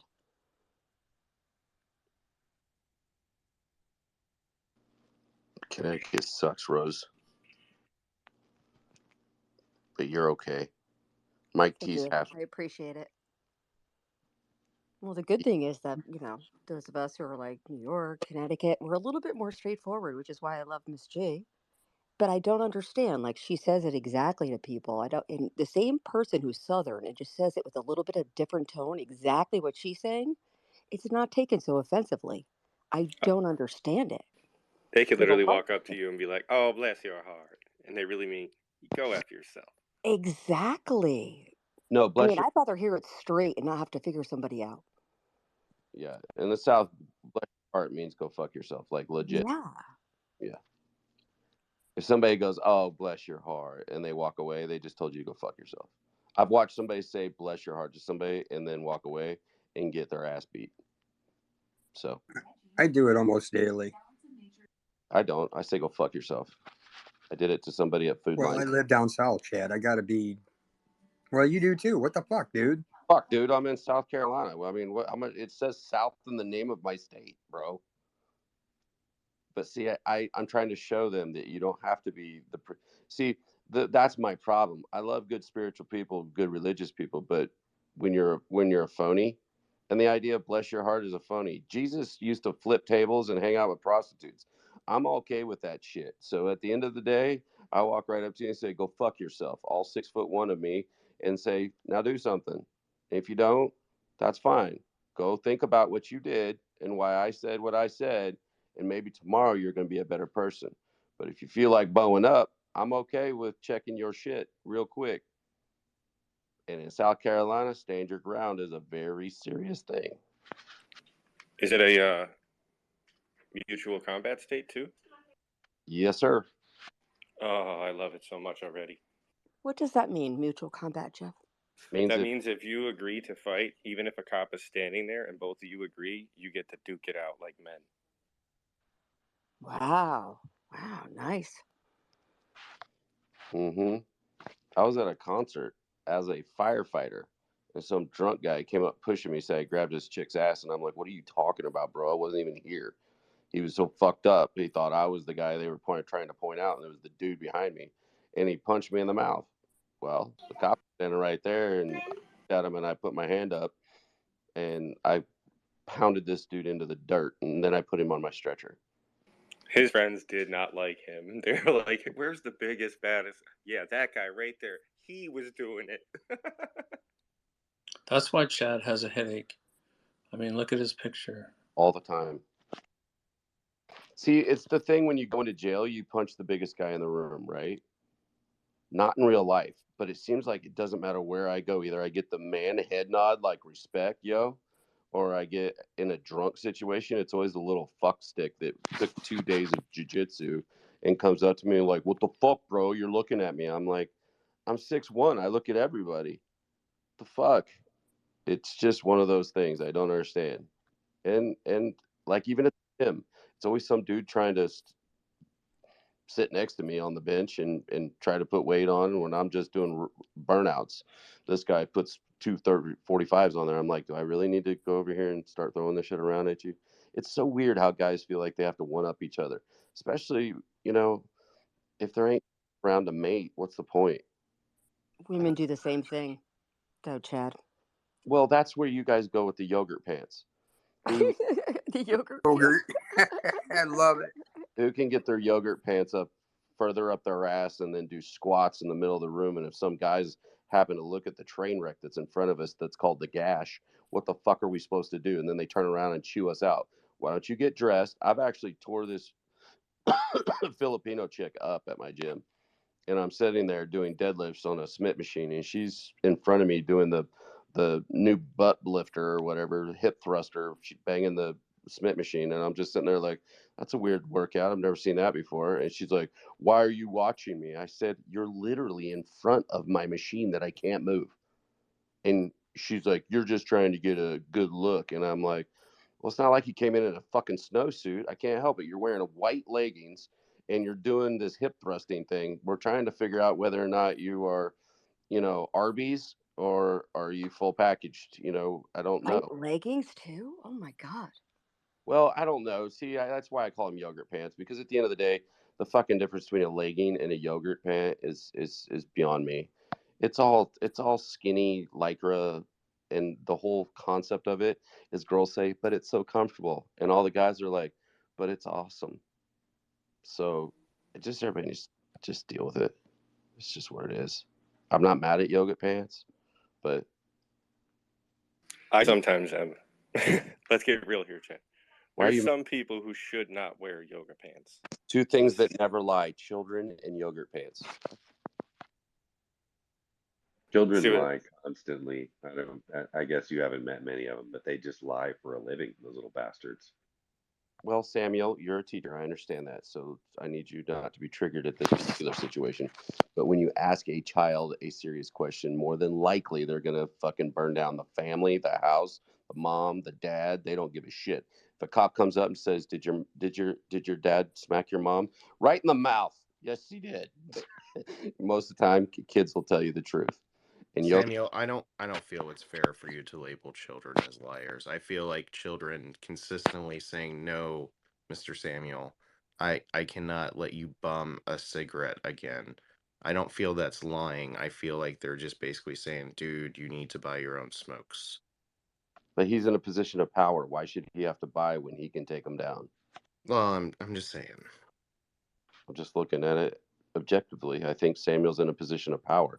And He's, notice this is the one time that he has nothing to say because he's been called out. Yep. I sold weed to my gym teacher. Is that weird? Disavow the whole conversation from this point forward. Oh, Chad, I just want to correct you because I used the word gym teacher when I was bringing my students to gym, and I got yelled at by the gym teacher, young guy, and he said, "Please don't call me the gym teacher. I work in a gym. This is the gym. I am a physical education instructor." Just so you know, to be politically correct. You're a freaking gym teacher. I'd take him out back and say, go milk that bull over there. Oh boy. Al, get your butt in here, man. Save us. Hey, so I'm going to change the subject. This is a feel-good story here. I live in Florida, and I received a packet from arborday.org/survey. And I went online and I filled out the survey, and I made a $20 donation. They are sending me 5 eastern redbuds, 5 white flowering dogwoods, and 2 crepe myrtles for free to celebrate Arbor Day. It's a promotion to, bring more trees to your community. So we have a place to rest and shade and things like that, and promote good air and all of that. So I don't know if any of you have received anything like that in the mail, but if you haven't, you can go to that website. You can make a small donation as much as $12, and they will send you the same thing. So if you think the trees are a good thing for the future, I would highly recommend going on there. And Chad, there's this thing called anger management. It's a course. I've taken it because I share a lot of the same values that you do. But it's gotten me in trouble because it actually landed me in jail. There's this thing called excessive force. And if you break somebody's jaw or something like that, they can actually charge you with assault. So I ended up having to pay a lawyer to have the case expunged or actually thrown out. So that cost me about $5,000. One of the most expensive drinks I've ever had in a bar. They hogtied me in front of in Austin, Texas, and threw me in a freaking paddy wagon. I was a captain in the Army at the time. Luckily, we were on a long weekend, and my buddy bailed me out, so I didn't miss a day of class because I was actually at the advanced course in Fort Sill, Oklahoma. So now it's a funny story. At the time, it wasn't funny, but yeah, I'm a lot more mellow now. I tend to handle situations more with my writing than I do with my fists. So I believe the pen is mightier than the sword, but to each their own, right? And then there's this whole other thing in Florida where you don't even have to have a concealed permit anymore to carry a firearm. So now you got all these crazy people running around, with hotheads and stuff like that. And guess what? They're packing. So imagine that you get into an argument in the Home Depot parking lot because somebody thinks you were going too fast or something. They come up and they say a few things that you don't like. Well, guess what? Now you can just pull your weapon on them and shoot them. So that's what we've turned to. A little scary. So I just keep my mouth shut when I'm out in public because I really don't want to get shot. Just my personal opinion. All right. Well, there's a lot to break down there. Let me see if I can do it quickly. First off, when it comes to the anger management, you have an arrest. I have beat the bejesus out of quite a few people, and I've never been arrested. 2, when it comes to the idea of everybody else carrying, I do draws from my holster 20 times twice a day. if not more, just to make sure that my draw is there. I always make sure my weapon is clean once a week and that I am proficient comparative to the hood rat that decided that he's allowed to carry it unconcealed because of the Second Amendment.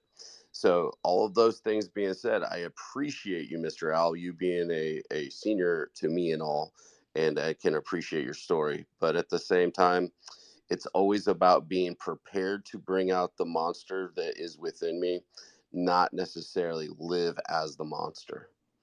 Thank you. Said well, Chaz James. I think that's what Jordan Peterson made very clear in one of his speeches. Be ready. Always be that monster inside that brings the fear of God in people. You're spot on. Hey, I just want to ask a quick question. Is anyone being censored on X now? I'm being heavily censored. We've all been censored. Every day of my life. Damn. You'd think, doing crazy stuff like us and plus running for office, they just kind of tweak it back a bit. But, man, they just doubled down on me. What do you It's notice? going to I'm get running. worse. Yeah, you're right. And they did this on Facebook in 2020. And I actually, Tom Fitton did a FOIA. And they found out the Secretary of State was working with big tech on censoring. And now that same Secretary of State is serving as senator for the state of California. So we know what's going on. And it was actually brought out in the FOIA. But, man, they're doubling down on this one. Out months ago through the Twitter files. I mean, you sound surprised. Not at all. Okay. Not at all, man. I've been living with this since 18, brother. And, I just figure, well, gain some level of prominence and followers. They kind of think twice about it. But so here's the question of the day. How do we combat that? Keep doing what you're doing. Yeah, I don't know anything. I don't know anything different. It's just got to get it out there. But anyway, that's my bitch of the day. And brother, our fellow veterans on this call, I'm on the streets working with veterans pretty much, 2 times a week. And, these, well, we'll have a whole space on this because it does warrant some time and deep dive. But I want to expose some criminality that I think you not only should be aware of, hopefully get fired up and maybe we can do something about it. But we'll save that for another time. But my respect and thank you for your service, everyone that put in and all those family members that supported us. Good morning, Margo. Hey, good morning. How are you? Hey, so I just want to say a few things. I hope you don't mind. And thanks for having me. Al, just so you know, there's a big difference between passion and anger, but I err on the side of passion. And the second thing I want to say is censorship. As you were talking about, James, I was thinking about it. This is a good story for y'all. Recently, within the last 2 years, our local community decided it was a great idea to put a drug clinic less than a mile from schools in our local community. So, of course, I got out there and wrote all kinds of, put posters out, raised hell, put all the kinds of things on Facebook. Never, ever did I say anything that wasn't true. I didn't harass the owners. And they got cyber stalking charges on me for speaking my voice. So if you think censorship is just on these platforms, it is not. Did I win? Absolutely. Did I get it expunged? Absolutely. Do I care? Hell no. Will I do it again? Absolutely. But don't think it's just conveniently on all these social media platforms. It's in your local communities too. They're after us. And to be honest with you, I did say one thing that I don't regret, but I thought was pretty funny, and I'll share it with you. The owner of the drug clinic happens to be married to a man who is one of the largest real estate owners, real estate, companies in the area. So I did make a post that said, so-and-so will sell you drugs and her husband will sell you a house. And they thought that was abhorrent. Well, it's true, and I don't regret it. I love that fire. I love it.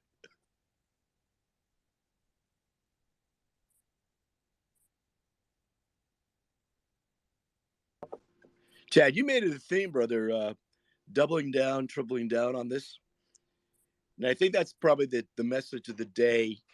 This kind of stuff, the censorship just fires me up to go double down on these idiots. And we just got to find the path, and obviously the platform here is being throttled heavily.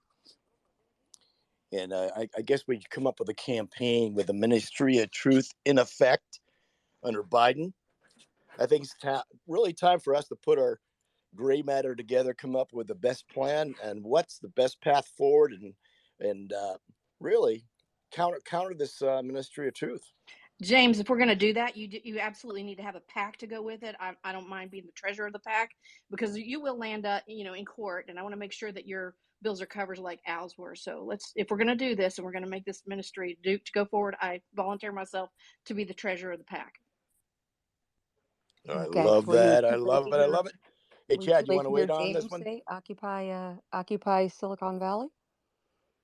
Did you hear that plan? Yeah, I'm working on Occupy Silicon Valley. You all Yeah. can pack it up and keep talking. I'm going to their house. Damn, that's a spirit, man. I love that.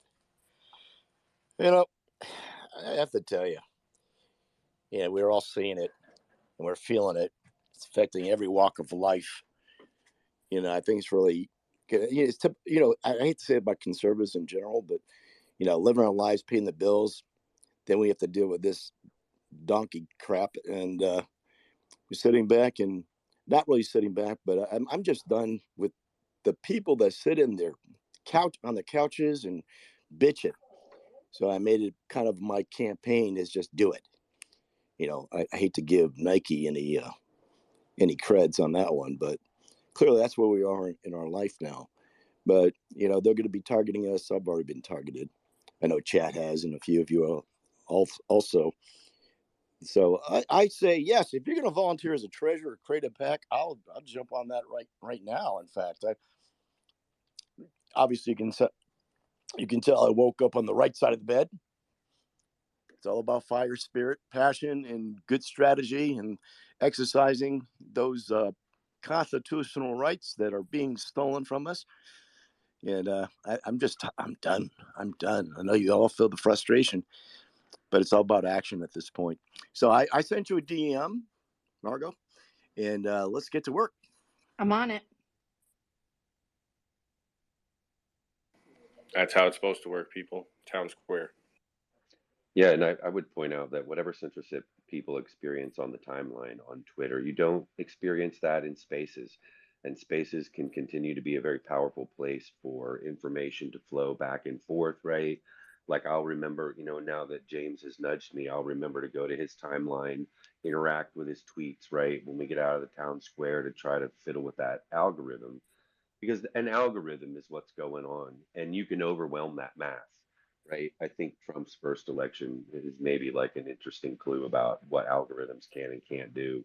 But here on Twitter, we could continue to overwhelm the algorithm. And the larger point I would make is you never change a system from the outside, it's always from the inside. And the more we stay on Twitter and do things like Occupy Silicon Valley or Occupy California, for God's sakes, you're going to change the system from within and not from without. Could I add something, James? So I just looked at your follower and following number, Well, that's and power. there was Well, hey, Chad, if you're going to be heading up to Silicon Valley and those the executive suite, and what's the lady's name that took over as the CEO I don't for think he can X? hear me. I don't think he can hear you, Rose. James, can you hear me? Yeah, I want to drop and come back in.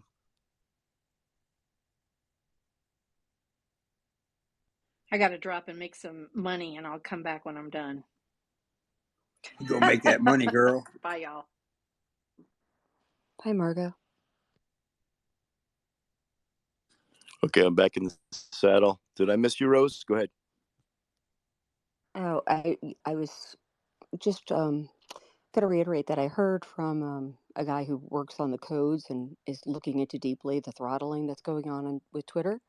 And one of the things he mentioned, and I'm not saying this because I want you to follow me or anything, I'm just giving you what he told me, was when your ratio between followers and following is like so off, that you are throttled more, that you need to have engagement more with the followers that you have. Just a piece of advice. Take it, how you want. Yeah, I just went over my head. You probably spot on. You know, I don't know the algorithm, so I guess we'll figure that out as we go. But that's great advice. They say So, try to keep your follower and your followings within 10% of each other is what Twitter suggests. oh shoot, that's gonna be tough. Yeah, you have to Yeah, do a lot of vetting, a lot of vetting. But then yeah, they shut you down when you start following people back because you do a space and 1,000 people follow you and you try to follow everybody back and then they shut you down for 2 days and you can't follow people back. They're full of shit. They're all full of shit.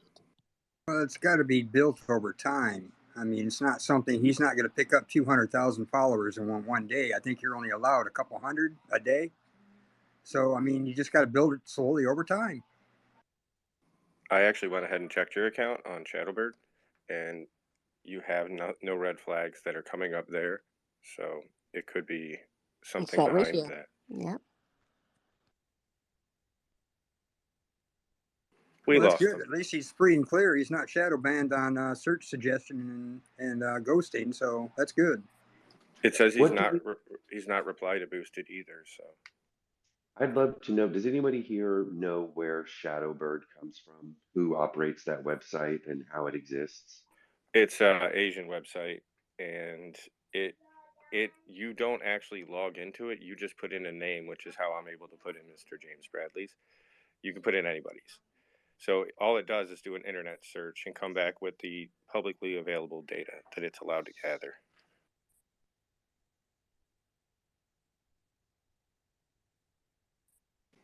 Morning, Kat. How's it going? Good. I was just gonna say, or you could be like me and get your big account that had 200,000 suspended a week after Trump. Then 2 years later, get it back, and they ratioed the hell out of me. So I came back at, what did they take? 75,000. So I came back at 125. Got 17,000 new followers in like one day when I came back online. I'm so out of ratio, I will never catch up. Like, let's see, I'm at one, and I'm not trying to be braggadocious. I'm at 156, almost 157, and I'm following like 68, and I keep trying to follow, like Chad was saying. If you hit more than 400 in a day, they'll hit you with a 3-day restriction. It's ridiculous. You know what you can do? You can literally do tweets. You can retweet one tweet every 20 minutes, and you cannot follow anybody for 3 days. It is the dumbest restriction ever. And I've had it like 6 times since I came back. So I now just, you know what? I try to go on there every day. I follow back current. I can only scroll so far, and I get this shit all the time. You don't follow back. And I'm like, I love it. I'm like, I'm following 70,000 people, but I don't follow back. So, Okay, cool. Kat, you're so right. I'm like they even go to Shell, or I think it was even you and Shell when we were doing your space. Chad was great, but could I get a follow? And I'm like, dude, I'm banned. I can't follow you because look, I mean, my ratio is not bad. I try to follow people back, but literally they will say you're done for 3 days and you can't. But I've done spaces where I've had 500-600. I've even had 1,000 people in a day follow me, but all of a sudden I can't follow anybody after like 400. Yep. And then my ratio sucks. Yep. I know when we had Flynn on, I got 1,000 that night. Oh my God, I could not even get them all. And then people get pissed. They're just like, you don't follow back. And it's like, oh my God, please. But also I've noticed that's new people that do that. People that have been on this platform get it. You know, it's an up and down experience on here for sure. It's like as the stomach turns on Twitter/X/. Doesn't it feel weird to go, hey, I'm on X today? Yeah, no, that's never going to ever, those words are never going to come out of my mouth. That sounds like I'm on dope. So yeah, no, not going to happen. You make a great point. This whole X thing, like, especially with this integrating into the show, like, I don't know what to say. Like, let's go to Twitter space, X space. Like, we, like, who are the people listening on X? And when you say X, there's people like, what the fuck is he talking about? Because I haven't figured out it's Twitter. It's a whole weird marketing thing right now. It's like And pornographic. What? It sounds like pornography, doesn't it? I mean, it kind of is sometimes. It Silicon sounds like Valley's something a listening to 12-year-old X. boy would think up. It's only one X though. Let's give ML a shot here. Okay, yeah. Well, as a fellow Illuminati apprentice buddy member, Elon Musk, have you heard of that guy? Elon Musk, his ratio is 1,000,000 to 1. So just saying the rules are for you and not for us. Just letting everyone know. If I own this thing, I do whatever the hell I want to. $42 billion or whatever it was, he can do whatever the hell he wants. He's the only one, ratio 1,000,000 to 1. That's freaking hilarious. What do you got, Lewis? Good morning. Good morning. How y'all doing? I look at the follow thing like, okay, you know, a lot of people follow me, and I'm not going to follow everybody back. If you don't have content or you're just like a bot or something like that, no, it's not going to happen. I follow a lot of people on here, and I certainly don't expect them to follow back. I'm not trying to feed an ego, and anybody that is really has no business on any platform. It's just either you have content or you don't. You know, everybody's got something they're interested in, and if they're not interested in you, they're going to go somewhere else. So, you know, it's not a big deal. But they shouldn't let their egos get into this follow back thing, because it's nonsense. You know, that's just my take. What really sucks is when you like put out a banger, you know it's funny, or you know it's legit, or you know it's breaking, or you know something like that, and it doesn't show up in people's feed. Like, you know, I have almost 10,000 followers. I don't really play the following game, you know. It's like I put my shit out, and if people want to follow me, cool. But I have dope engagement for the most part. So there's people out there that have, you know, 600,000 followers, and they get 2 likes on a post. That's not shadow banning. It's just because and I've had multiple influencers say like as many people as you can, and then go back the next day and delete them. And I'm like, really? Why would I do that? That's just dumb. Like, I understand you don't want your feed to, like, if you've got 1,000,000 followers, you don't want to follow 1,000,000 people, because I mean your friggin' feed is you're gonna lose all kinds of stuff. And there are people that I want to uh, uh follow, and to be honest with you, most of the people that are in my feed that I follow are all Democrats, because it's my job to keep their feet to the fire and kick them in the balls all day. So that's where I go for my information too, for my shows. So it's kind of counterproductive either way. But I never understood this follow and then delete and follow, and it's just dumb. Follow. I encourage the follow mute, because then you don't have to worry about any of that. You still are keeping up with your account, but your feed's not getting affected. So if you don't know them, you can follow back if that's the type of person you are. And mute, I usually only follow back people that I talk to in spaces, or a really large account that obviously isn't going to follow back and we know they're not phony, you know, something like that.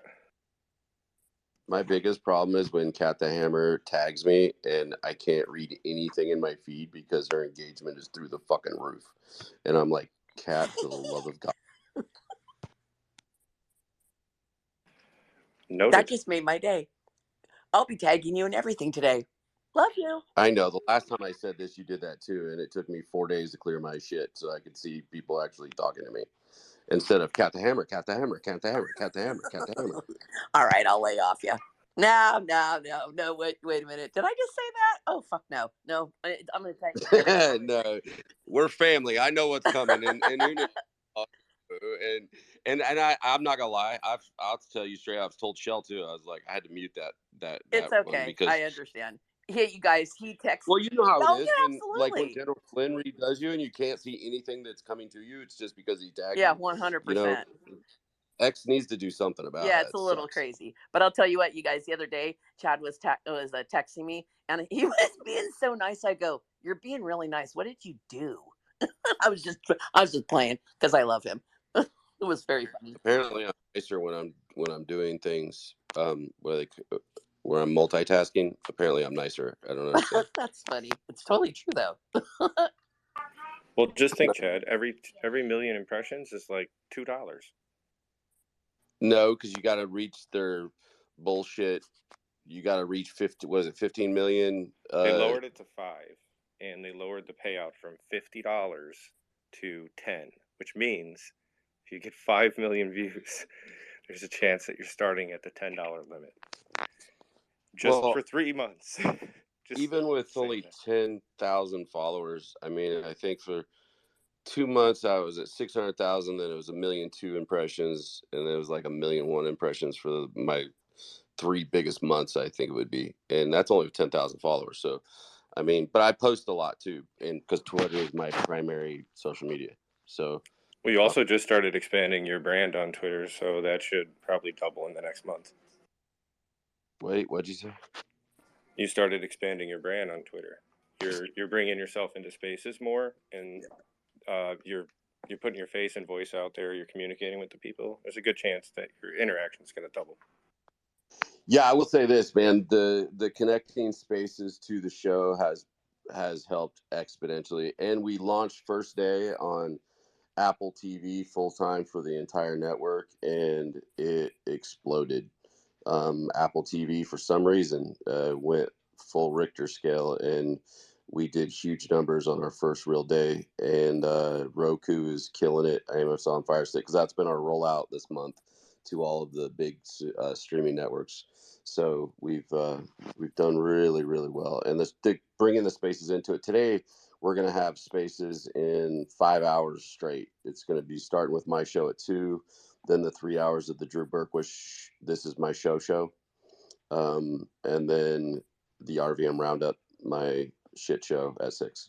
And then we're we're going to see how it works for a week or so, and then we might bring in Colonel Manus. You'll be able to go in Colonel Manus's space and ask questions. And I don't know if anybody's talked to Burmis, so we'll see. Go for it, Kat. I have a question for Tap. Hey, are you guys going to do a follow-up cookbook? Because I would like to offer a really, really good lasagna recipe if you do. Just saying. Yes. There absolutely is one in the works. I was about to say Jeff is our lead for that. He is our culinary author. Noted. Yeah, second volume will have video and stuff because it was suggested by people and they felt it would be more personal. So I'll be throwing some live videos in that one. Yep. I'll be recording in my kitchen in an apron, and I'll be cooking.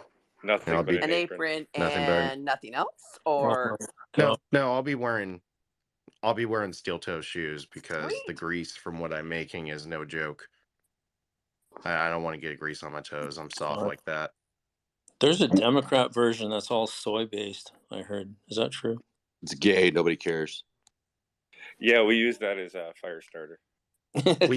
we have a if you would like to buy a copy of the cookbook that we have for Democrats, what you do is you just go to your cart and you increase the quantity to 10, and you only get one email for it anyways. So just pay more for the same thing. That's the Democrat one. Yeah, you could have 3D meat in there and everything. Oh man, I'm glad I didn't eat breakfast yet. That's disgusting. I'm leaving. Also, you just gave me some other ideas for cookbooks. Thank you. Gonna grift. Hey, Redbone, will you make that shrimp thing on tape in just an apron? No. That's dumb. Can I just be No. I need to go print a T-bone now, so I'll catch you guys later. Enjoy your siesta. Let me work on the whole Redbone thing. We'll get the shrimp today. I'll get you a shrimp video. That would be awesome. I think we need to invite a Democrat into the next cookbook, damn it. I know we've been in like kick-ass Jesus mode this morning. It was interesting this morning to hear somebody be like, I like Jesus and I like mutual combat. But let's remember, like, the Democrat has space for other people. Maybe one of them will one day wander into the town square and talk to us. I'm sure somebody likes tofu. Nobody likes tofu. Nobody likes Democrats, but they like the social justice shit, just like tofu represents. All right. No tofu, I'm gonna go but I ahead got and make myself out I got a there. recipe for pokey that'll knock your socks off, but no tofu. No tofu, sorry. I know this. All of the blue cities have the best restaurants. All right.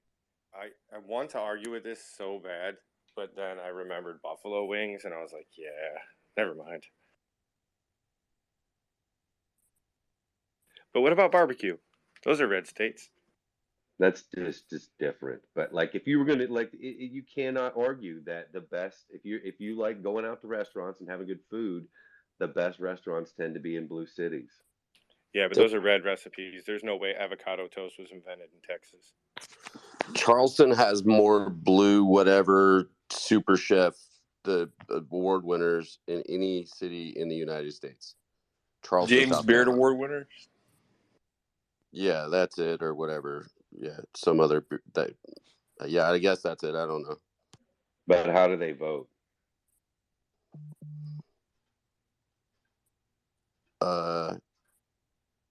I don't know them. I just eat their shit. And plus, here's the thing: you may have a pretty restaurant and all that, and you have some frogwa and all that other crazy shit. But you go down to a gas station in a little town of Ketchup Town, South Carolina, and I'm gonna tell you right now, you're gonna get the best bowl of peanuts you ever had in your life. You're gonna have the best tenderloin sandwich you ever had in your life. You're gonna go down there and meet the coolest black lady with the coolest grits you ever ate in your life. Probably some good collards. You're gonna find some shit that just blow your damn socks off, as Tom Slocum would say. I don't wear socks really. I don't like shoes. But at the end of the day, just because a restaurant is nice doesn't mean it's good. So there's a lot of damn restaurants in small towns that have badass food, period, 1000%. And the James Beard can shave that shit off. And apparently I just got yelled at. I'm supposed to be on a production call. Bye, guys. Later, Chad. Thanks for stopping in, bud. All right, I'm not going to go at boiled peanuts until Chad comes back and has time to defend himself. Boiled peanuts are awesome, actually. I mean, it's a very southern thing.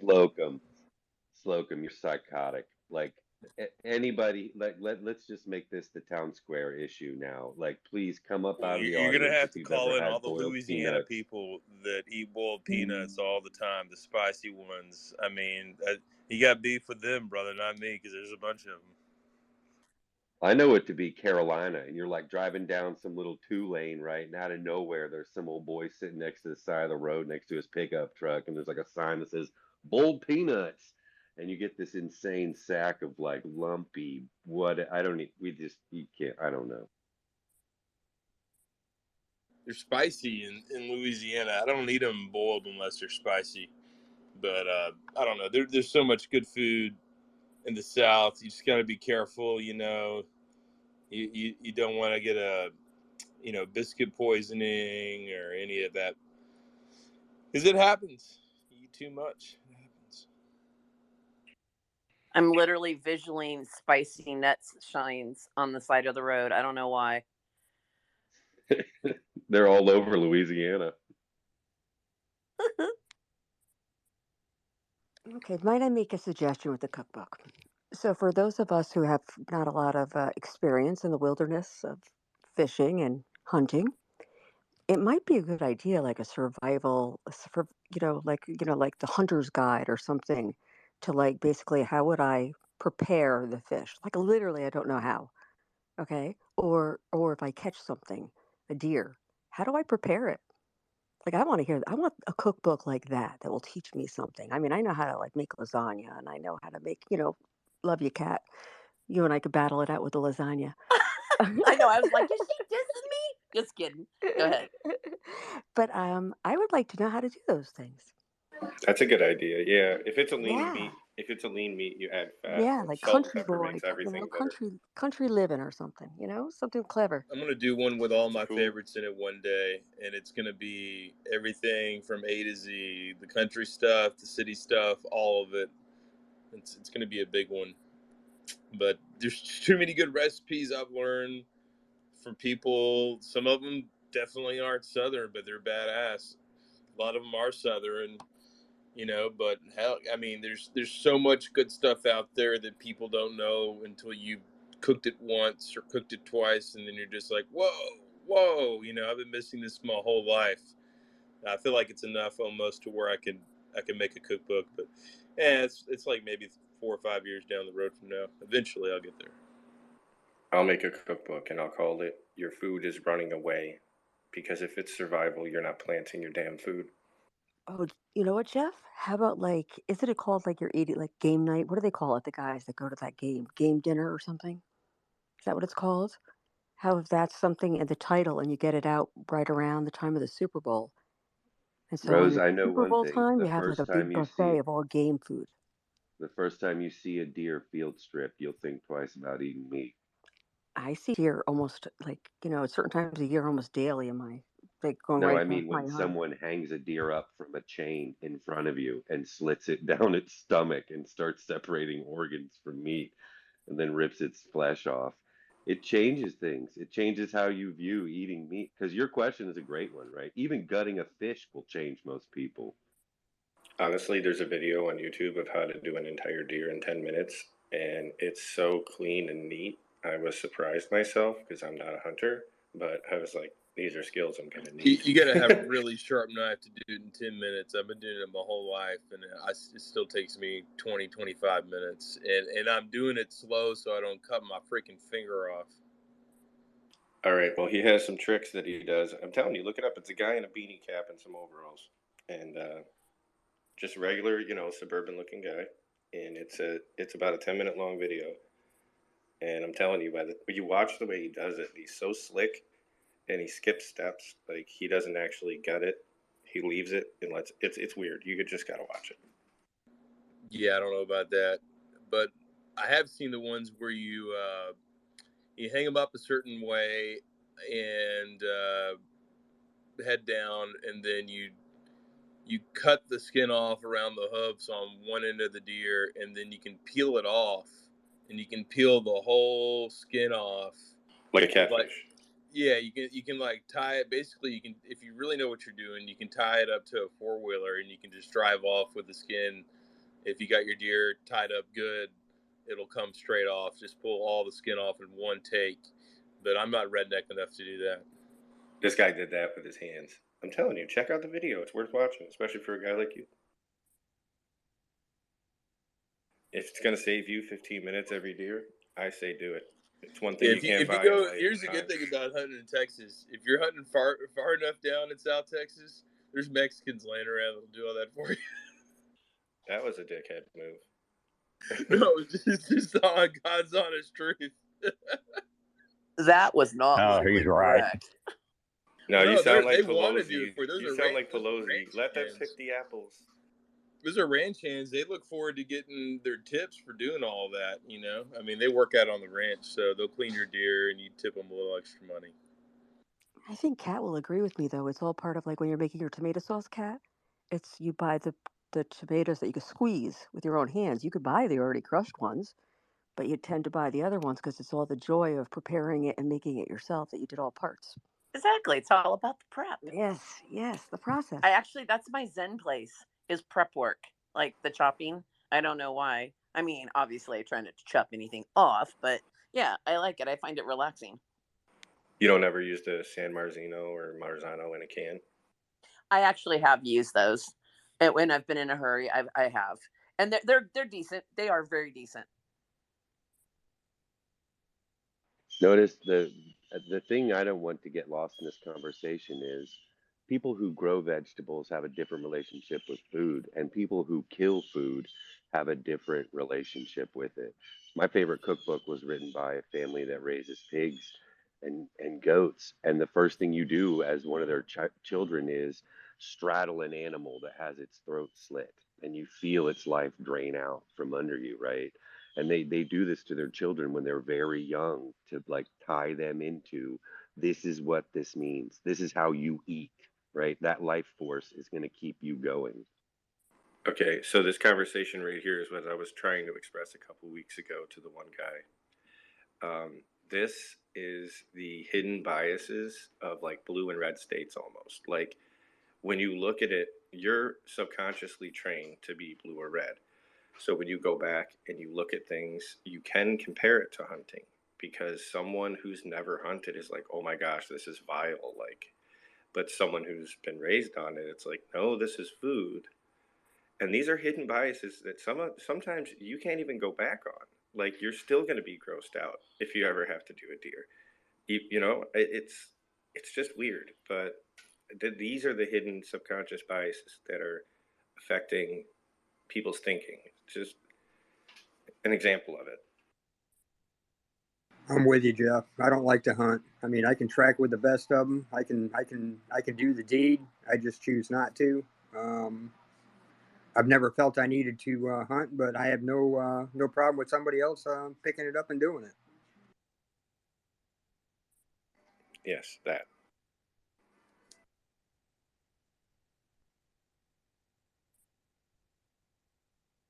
Yeah, so I know this is that. sorry, go ahead. Go ahead, Jeff.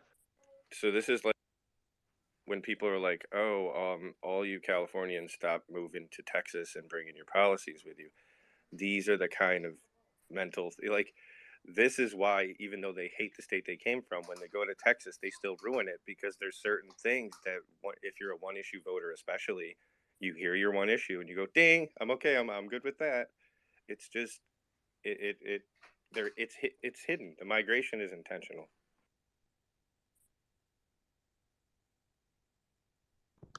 I was born and raised in California, like I've told you guys before. When I first went to Florida, I was in ended up in Sarasota. It's very red county, and they'd go, "Oh, where are you from?" And I go, "California." I go, "Okay, get the look off your face. I'm a conservative. Calm down." I'm like, I vote red all the time and every day on Sunday, with the exception of an asshole I might not vote for. But I mean, I'm gonna always vote conservative policies. I go, "Why do you think I left California?" I go, "I left as Newsom was going in as governor because they're so stupid they voted for that guy again, and they wonder why everything's completely screwed up in that state. It's ridiculous." So now I'm in Alabama. I'm as red as you can get now. Kat, correct me if I'm wrong. California is red. That there is a crust of blue along the coast, but the inland, the better part of California are agriculture people. 100%. And believe it or not, you know where a big concentration of red is? Down in Southern California.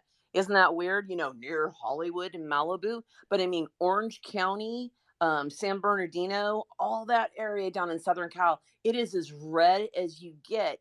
But for whatever reason, like, unfortunately, like Northern California, where I'm from, is so stupid blue because I lived in Windsor, about 55 miles north of Berkeley, San Francisco, that whole area, Oakland. It's just that's very blue there. And for whatever reason, I've never really looked at the electoral map, but I'm sure that that's the controlling factor right there. They're controlling the electoral votes right there because you all have seen it, right? I mean, the polls don't even close in California, and they call it for the Democrat nominee. Like whether it's president or a senatorial race, they're calling it before the polls close. East Coast closes, and they're going, "Oh, it's a wrap." And I used to sit in California going, "This is bullshit. Why do I even bother voting?" That's another reason why I got out. I just felt like I didn't matter anymore. I blame maps, Kat. There's a lot of truth to what Jeff is saying about people getting programmed to think a certain way. Part of the problem is all of us grew up looking at maps of the United States where people color in a whole state blue because 52% of it votes blue, right? So when I look at a state, right, I see, oh, that's a blue state. And the news repeats these idiotic phrases. Oh, it's a red state, a blue state. That's ridiculous, right? And it's because of the way we think, right? We see Texas as this odd shape, right, with a panhandle, and it's all one shade. But Tom will tell us, or anybody else here, PO'd can tell us. I know a lot about Texas. Anywhere you go, right, like you find all sorts of people. And I think we have to stop that map thinking, right? Like we have to stop shading in the states one color or another. 100%. You're so right because you know what? I'm in a little town, and I'll yield in just 2 seconds because I see hands. I'm in a small little outcropping outside Birmingham. So I mean, I could literally throw a rock from my porch and hit Birmingham, but I'm in a town that's only 7,800. And I was thinking it was going to be okay. Here's my bias, right? I moved to Alabama. It's $1,000 a month cheaper than where I was at in Sarasota. I'm like, I literally moved here to save money, and it's pretty up and coming in this area. So I'm thinking it's going to be. I mean, I'm not gonna lie, you guys. I actually was thinking it's going to be a little bit hillbilly, and it's not. It is okay. I really hesitate to use this word, but it's very diverse here. I mean, there's everybody, every walk of life. I know, I see you, Sam. I go to like the Starbucks, and you got the girl with the purple hair, and she's like, "What up?" And it's like every walk of life is here because people are just looking for a better place to live. It doesn't. You're right. The maps don't matter anymore. Anyways, that was my long way to agree with you. Yeah, my what I was saying is if you're a lifelong resident of California, there's hidden biases. Like if you've never seen a gun, they're going to terrify you. If you've never hunted, it's going to be vile. Like these are the things that you take with you when you move to Texas that you don't realize you're taking with you. So that, yeah, anything fear driven, basically. Lewis, go for it, bud. Now, I'm from Texas, but when I look at, like, say, maps of the blue states like California, Washington, Oregon, Illinois, New York, and a few others, when you look at the maps, all the blue is in the population centers. It's not, say, on a statewide level. It's like California, if you looked at it, it would look like it was a mostly red state, except the population centers are all along the coastline, and that's where your influence is at, as far as like the voting influence because of the population density. It's the same things going on in Texas right now. You look at Dallas, Austin, San Antonio, Houston. It's the population density that will eventually overturn what would be considered a normal red state. And on those various counties here and there, but like I say, the density of the population is usually what drives the states, whether they're, say, conservative, liberal, whatever, the main voting bloc. So, I mean, like I say, I welcome anybody from any part of the country. I don't care where they come from, but if you come from a blue state where you're coming out because you hate the policies, then figure out how to change your thinking and learn how to accept the state that you're moving into, or else you're going to turn this state into the same state you left from. That's just my thought on it. I think if you move from one state to a different one, you shouldn't be able to vote for like 2 years because you need to get used to the new culture in local elections, not in the big ones. But like, why should you say anything about local policy if you haven't been there? 2 to 5 years, then you can vote in locals because now you're used to the culture. And if you were fed up with it in a dirtbag, you would have left by then. Just an idea. P.O. Texan. It's actually a good idea, buddy. Morning, friends and neighbors. A couple things. As far as the hunting's concerned, deer hunting's a thing down here, and it's not because they enjoy killing, it's because of the meat. And I'm sure Tom can tell you real quick, like a bunny rabbit, backstrap is one of the few cuts of meat that never makes it to a deep freeze.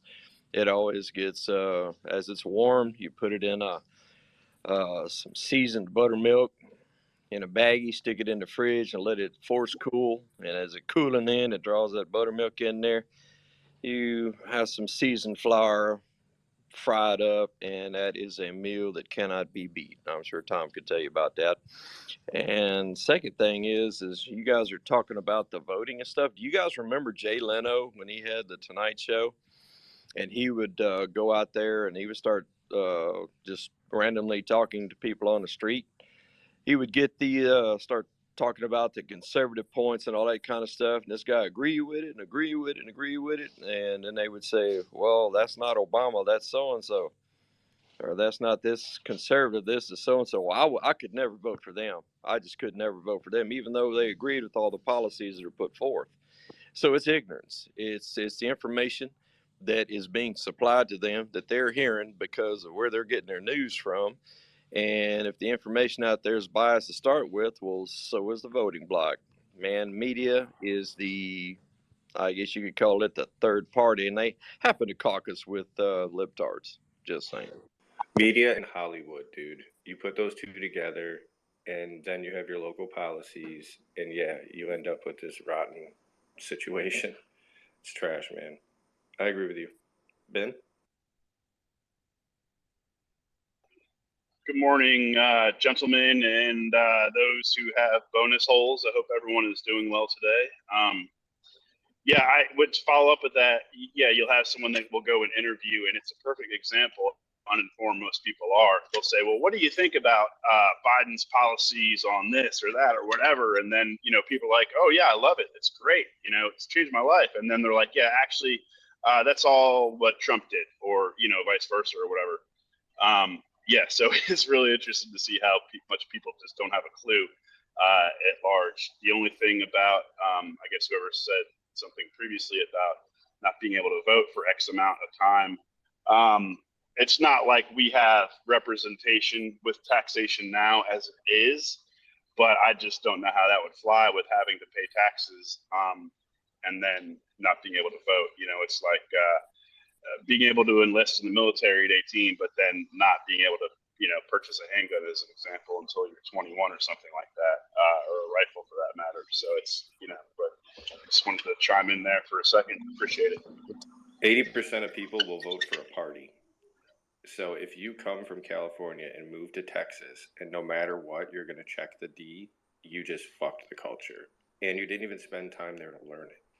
Well, actually, in Texas, you already have a 6-month residency rule before you can vote local. It should be 2 years or 5. But I love that policy. Kat, I believe you're next. I think Sam is actually. Oh, thanks for the correction. Samuel? A few of you know I watch Morning Joe so that nobody else has to. And this conversation reminds me that this morning there was a 5-minute segment almost where NBC sent a reporter around the Iowa State Fair to check in on what Iowa people think about Trump and all his indictments. And it was so heartwarming because I'm sure they cherry picked responses for a reason, and we could talk about that, but every human that they broadcast this morning was like, I don't care about it. Like, I feel, and they would just instantly flip it on its head, cool as a cucumber, right? Like right in a row, 7 to 8 people just saying, I don't care about it all. It's all a bunch of garbage. And the point of that was so that they could say, can you believe how these people think? And that stresses that idea that people in Manhattan want to look at Iowa and other places and see that shaded in. And all we have to do is keep reminding ourselves that no matter where you are, if it's Alabama, right, there's going to be there's going to be, I'll use the same word, diversity of at least thought. Thanks as usual, Samuel. Kat? Okay, I got an interesting one. Speaking of the culture, Jeff, one of my absolute very, very best friends happens to be Black. We worked together as deputies for about 7 or 8 years. We're as close as two people can get without being that close, if you get me. So I find it super interesting that he aligns completely. Like, we'll talk about politics, and he aligns with me 100%. He is absolutely conservative in his thought process. And I go, so when you go to that voting booth, what are you doing? I mean, I'm being figurative, like, he probably votes like friggin' absentee. And I go, what are you doing? And he goes, I vote Democrat. And I go, okay, like, make me understand that. I go, you are, by all intents and purposes, by the way, he lives in Texas now, loves it, owns about 15 or 20 guns because the gun, he's so happy there. And I'm like, and so you're going to go to the booth. You literally see the bullshit. You're going to go to the booth and you're still going to pull for a Democrat. Make me understand. You know what the reasoning is? It's because what my family has always done. There you have it. And they're voting for a party that their ancestors and grandparents were voting for was not even the same party anymore. Like, it's not unrecognizable. The Democratic Party. That's the point, I believe. 100%. Mr. Tom Slocum, how are you doing?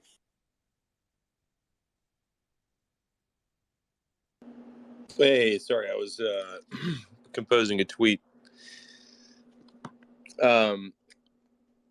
So I was in deep thought there, but I wanted to bring up this Houston Chronicle article that came up this morning about Texans who voted for Abbott. Have you no shame? It was an opinion piece, obviously, but the fact of the matter is that Abbott is campaigned to Democrats and got a ton of Democrat support and Democrat votes over the years, and he's a lot more moderate than your average run-of-the-mill conservative in Texas.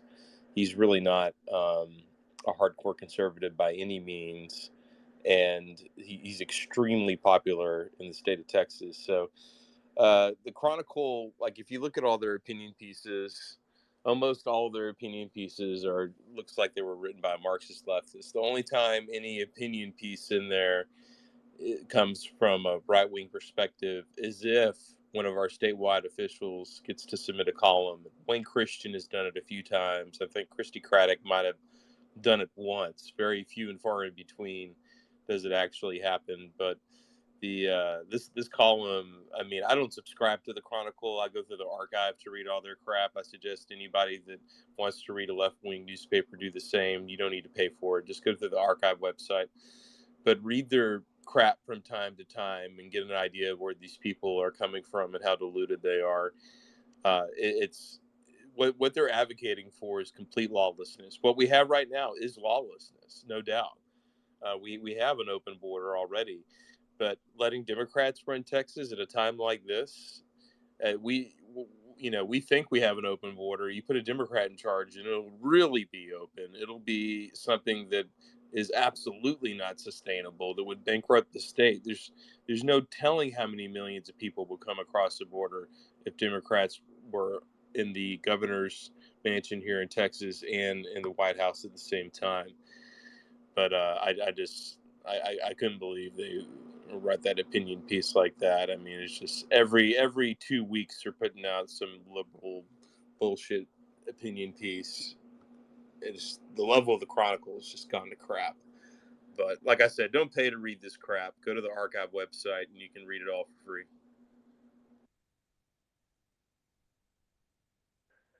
You know, Abbott reminds me, Tom, of Rick Perry, and Rick Perry reminds me of of of a simple truth. When George Carlin made jokes about it being one big club and you're not in on it, and that there's no difference between Republicans and Democrats, when he made that joke in the 80s, he was making an observation nobody had really made out loud for real. Like, look, they're the same. We still lived in a world where people thought there was a distinct difference between a Republican and a Democrat, and everybody operated in that world.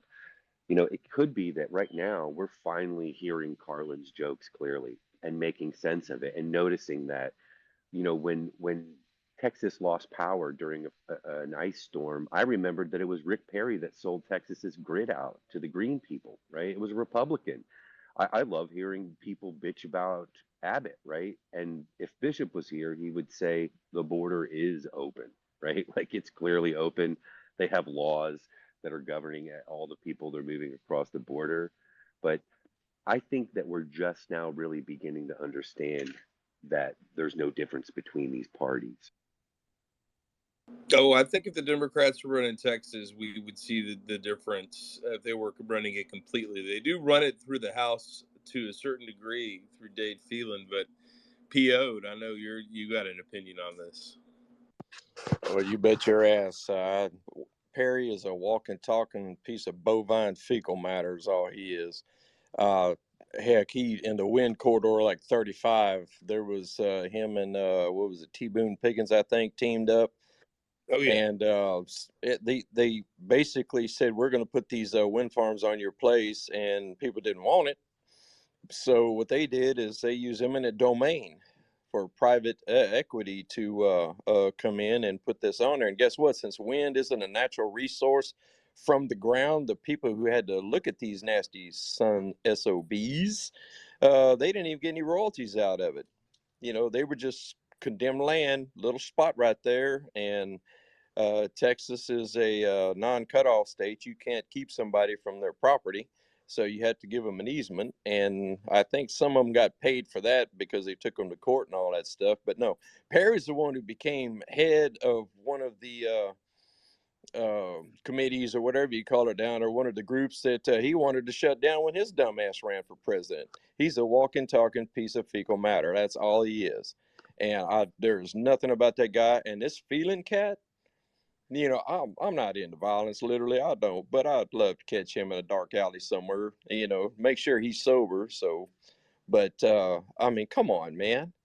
I mean, they did not. Well, good luck finding him sober. I mean, if he's drinking during the session, I imagine he's drinking 24/7, 365 the rest of the time. I would imagine, if you drink at the office at work, I imagine you're probably drinking everywhere else. I'm no alcoholic.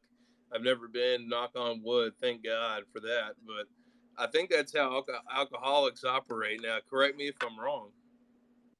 Oh, no, alcoholics, alcoholics. When I was a youngster, I came very, very close. I actually had DTs there for a while because when me and my stepdad tied up, and well, if you don't like the way things run around here, I took the highway option. Lived in my pickup for a couple of weeks before a friend of mine with a similar circumstances, we teamed up, and that's a long story. I won't go into it, but I've been on my own since I was 15. Done pretty good for myself in my world, but hey, other people may disagree, but I'm happy, and that's all that freaking matters in this case. But man, I'm telling you, Texas is in trouble. Soros is dumping an awful lot of money in this state. They're doing everything because once he loses Texas, it's gone. It literally is. All these like Phelan and all them sons of bitches who voted to dump Paxton, they need to be primaried off the ticket. This is ridiculous. There are rhinos and Democrats are just like Sam the Sheepdog and Ralph the Wolf. They clock in on TV and all that stuff, griping at each other. And then when they clock out, they're at the golf club and they're at the tennis club and they're having supper together, talking about how they're going to screw Texas up the next day. But they got to be primaried out of there. Of course, I'm happy with people in my districts and stuff like that. For the most part, they've done some stupid stuff, but for the most part, we benefit from it. So I'm not in the fight. If I was living up there, you damn right I'd be out there. I mean, my wife's totally against it because she's at I guess you call it wolf in sheep's clothing because they start picking on me. Well, the biatch is going to come out in her, and that wouldn't be good for the campaign. And I mean, that sort of stuff. But we got to primary these people out of there. We got to get constitutional conservative Republicans in there. I attended a deal in Port Lavaca here a couple of weeks ago, a little Republican get together, the first one I'd been to, and they screwed up and gave me a microphone. And I asked them, I says, okay, by show of hands, this is a two-part question. Who in here is a constitutional conservative Republican? And who in here is a rhino who kind of agrees with Democrat policies? And all I got was a bunch of mumbles. So, that kind of tells you right there. It's scary because these people, they've infiltrated us, man. Oh my gosh, I got to stop there. I'll talk for 10 minutes. That's what they do. They cross the policies back and forth gently so you don't notice, and they pull people across the line, and then they make them listen and align with their policies in the bigger groups.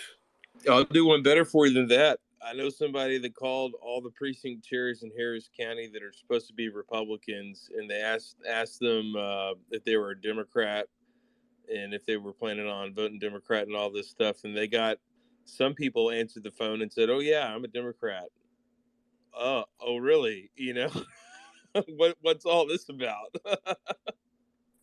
That's what. Man, are we 10 minutes from, or I guess we're 11 minutes from close already? This time goes by quick. And we got Texas representing this morning for sure. Locked and loaded, brother. Locked and loaded. With hugs and peace. Traders are real. Okay, Democrats will pull every card you can possibly imagine, every trick in the book. If it exists, Democrats are doing it. They can infiltrate your right-wing women's conservative circle club, which they have in Houston. And we've had to tell these old ladies, nice little old ladies, hey, see that person over there? I can't tell you how many times we've had to do that.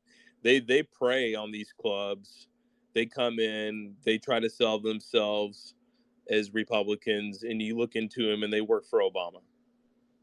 I mean, it's the most disgusting thing you can possibly imagine. And these people, put on a show, and they'll tell you everything under the sun to try to get in there. And it's not right. It's not right. These people have an agenda. They're not genuine party changers. They come in with an agenda, and just do a little research on some of them.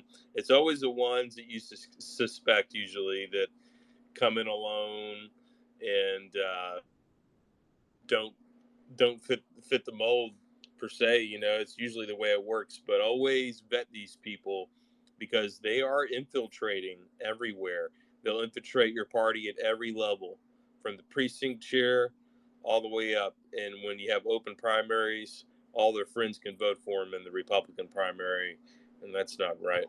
Yeah, it's been my experience. If you pay attention, like I was hyper vigilant at this meeting, and just some of the things that some of the people said kind of raised the flag. It was nope, nope.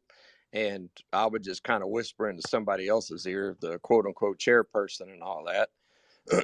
Pardon me. And so basically I questioned in their head, so whatever they did about it, I don't know. I'm not part of the group. I was just invited to go. But yeah, I mean, you're right. They are everywhere. And I mean, they're like a damn disease. And this is the COVID spike protein that's attaching to the Republican Party. And the party is almost non-existent. It's almost non-existent. It's about the almighty dollar. And that's the bottom line. Don't give a damn about the Constitution itself. And I'm not a constitutional guy. If it's not an original document, get out of my face. You just don't belong here. And you got 30 seconds. I have the purple stripe around my fence post. I suggest you leave because you're no longer welcome. Period.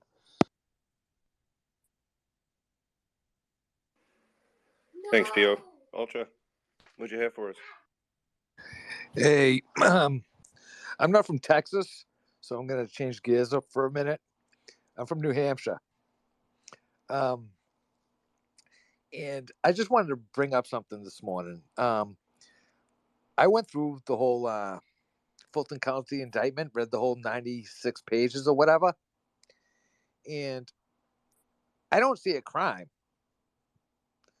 I just want to say, if anyone takes the time, you can do it in under an hour because the way it's written. But with Fulton County, they're bringing up all these other states, but it's a Georgia state case, and I do not see a crime. It's all First Amendment related, and Sidney Powell never worked for Donald Trump as an attorney. I think everyone should actually read this indictment. It sounds like it's like written by a first year law student. It has to be the most ridiculous indictment I've ever read in my life. It's not going to hold up anyways. They can have it dismissed if they want. They turned it in without a review. Exactly, and I mean, it's I just can't believe what I read. Basically, one of the charges, one of the acts was that Trump told people to watch OANN to watch the Georgia hearing. Yeah, we went over that yesterday for sure, man. Because I read the whole thing today, and I was blown away. I read it this morning when I woke up, and I was just blown away, and I just need to let that out right now. But thank you for letting me speak. No, that's cool, man. Thank you. Punchbowl, what do you got for us?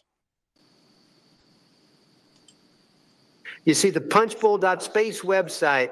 Beautiful, right? Everyone's asking how it was done. Well, the genius behind it.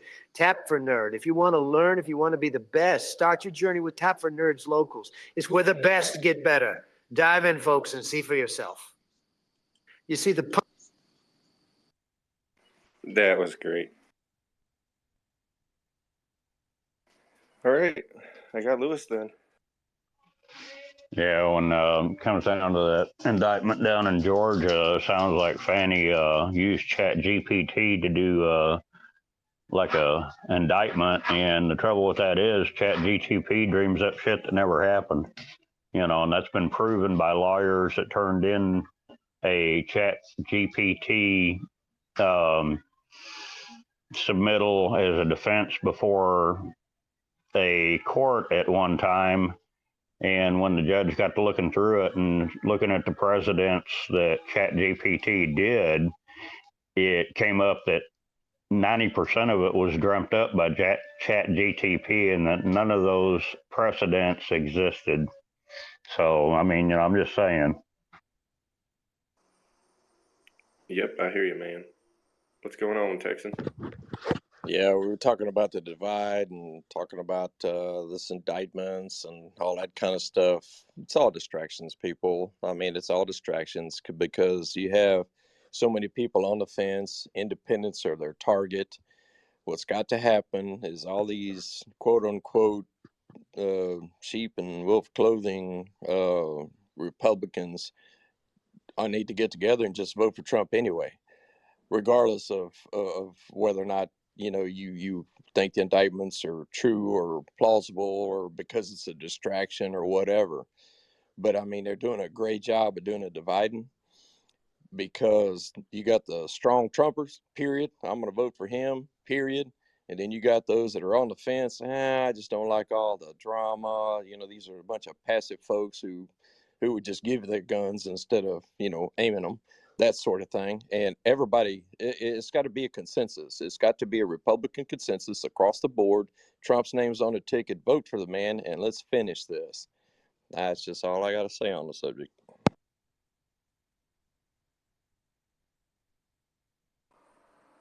Thanks, PO. What's going on, Angry? Well, guys, after reading that indictment over there in Fulton County, this is an open declaration of war against our constitutions, period. They want to attack our First Amendment because in our First Amendment gives us the right to challenge their authority. And that's exactly what Trump did in almost every one of the charges that they're posing against him, speaking up against tyranny, period. And that's a clear declaration against war against our Constitution and against we the people. By God, we can't do that. We got to stand up and use God's law, the common law, and the Constitution to set them right and get them back in their doggone place. I'm tired of these people thinking that they are our leaders and warriors against all of our freedoms. And no, and I ain't having it. I'm at war with them now. By God, I'm using their own laws against them every day, and I recommend that every American pick up their Constitution and start learning it, because they hid it. That's the key of knowledge. The good book says, woe unto you lawyers, for you hide the key of knowledge and enter not in, and hinder those that seek to enter in. So, by George, I think we all need to seek to enter in and restore this republic, one nation under God, and put it right again. We can't just stand back anymore and let them do their crap to us anymore. It's time to get rid of these corrupt, wicked people and remove them. They are not our representatives. They are our enemy at this point, because they have declared war on our right to free speech and call them out on their bullshit. So, no, I'm done playing with them. It's time to stand up, people, get it together, and come on. Let's do this thing and make it right again. Put them people that ain't representing us back home where they belong and out of our doggone face. I'm tired of hearing their lies. That's the devil's language they use.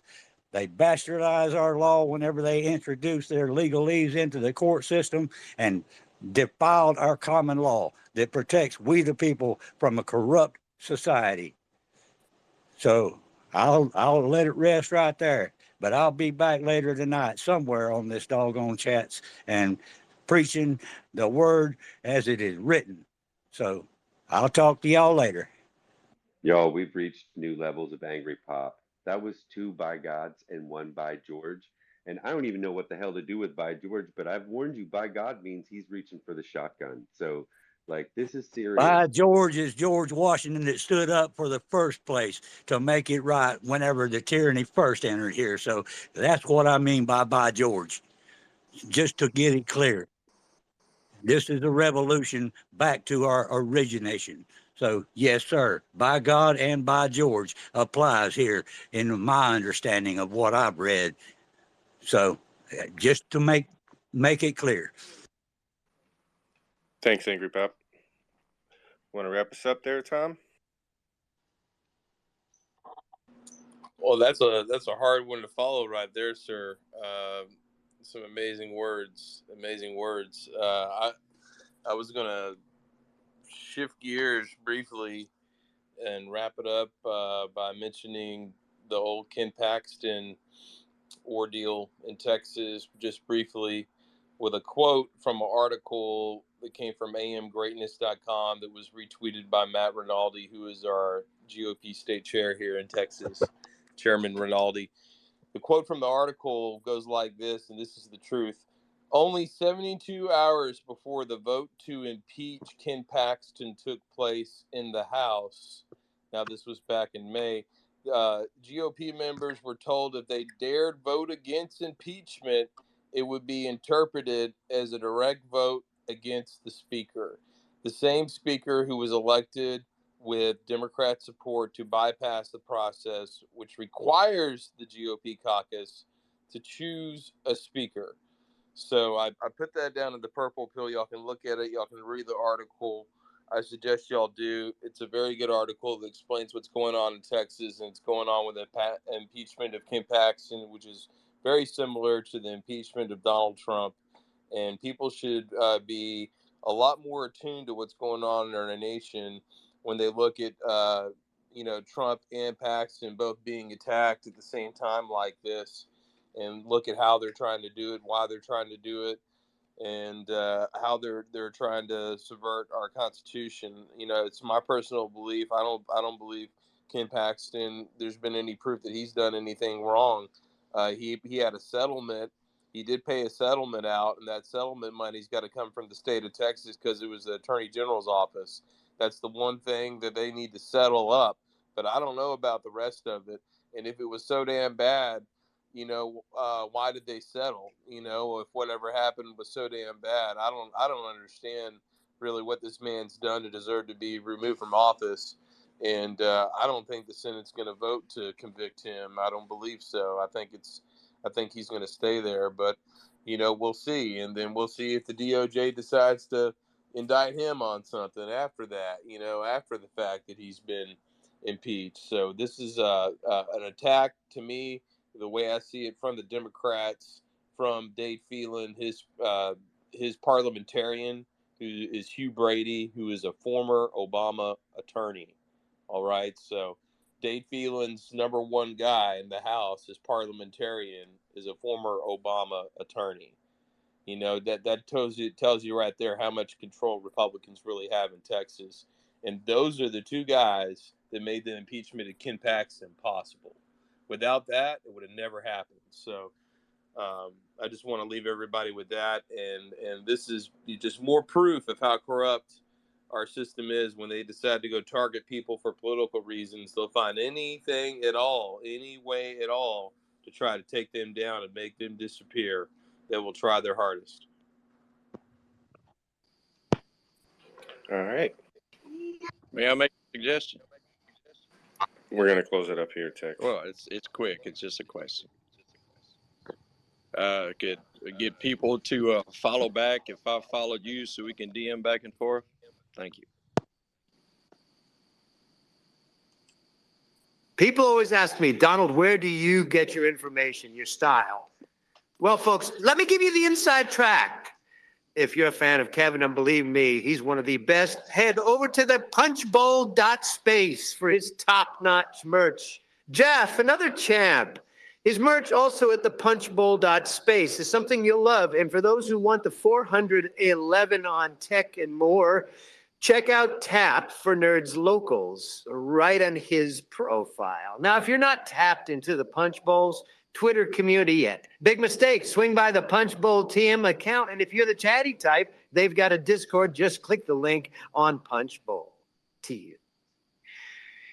For the early birds, the town square is where you need to be. Every weekday, 11 a.m. Eastern. And if you've got a green thumb or just appreciate a good garden, don't miss Kevin's Garden Cast on Tuesday nights, 7:30 Eastern. And here's my pitch. If you love America, steak and a good round of golf, show some love. Like and repost the space.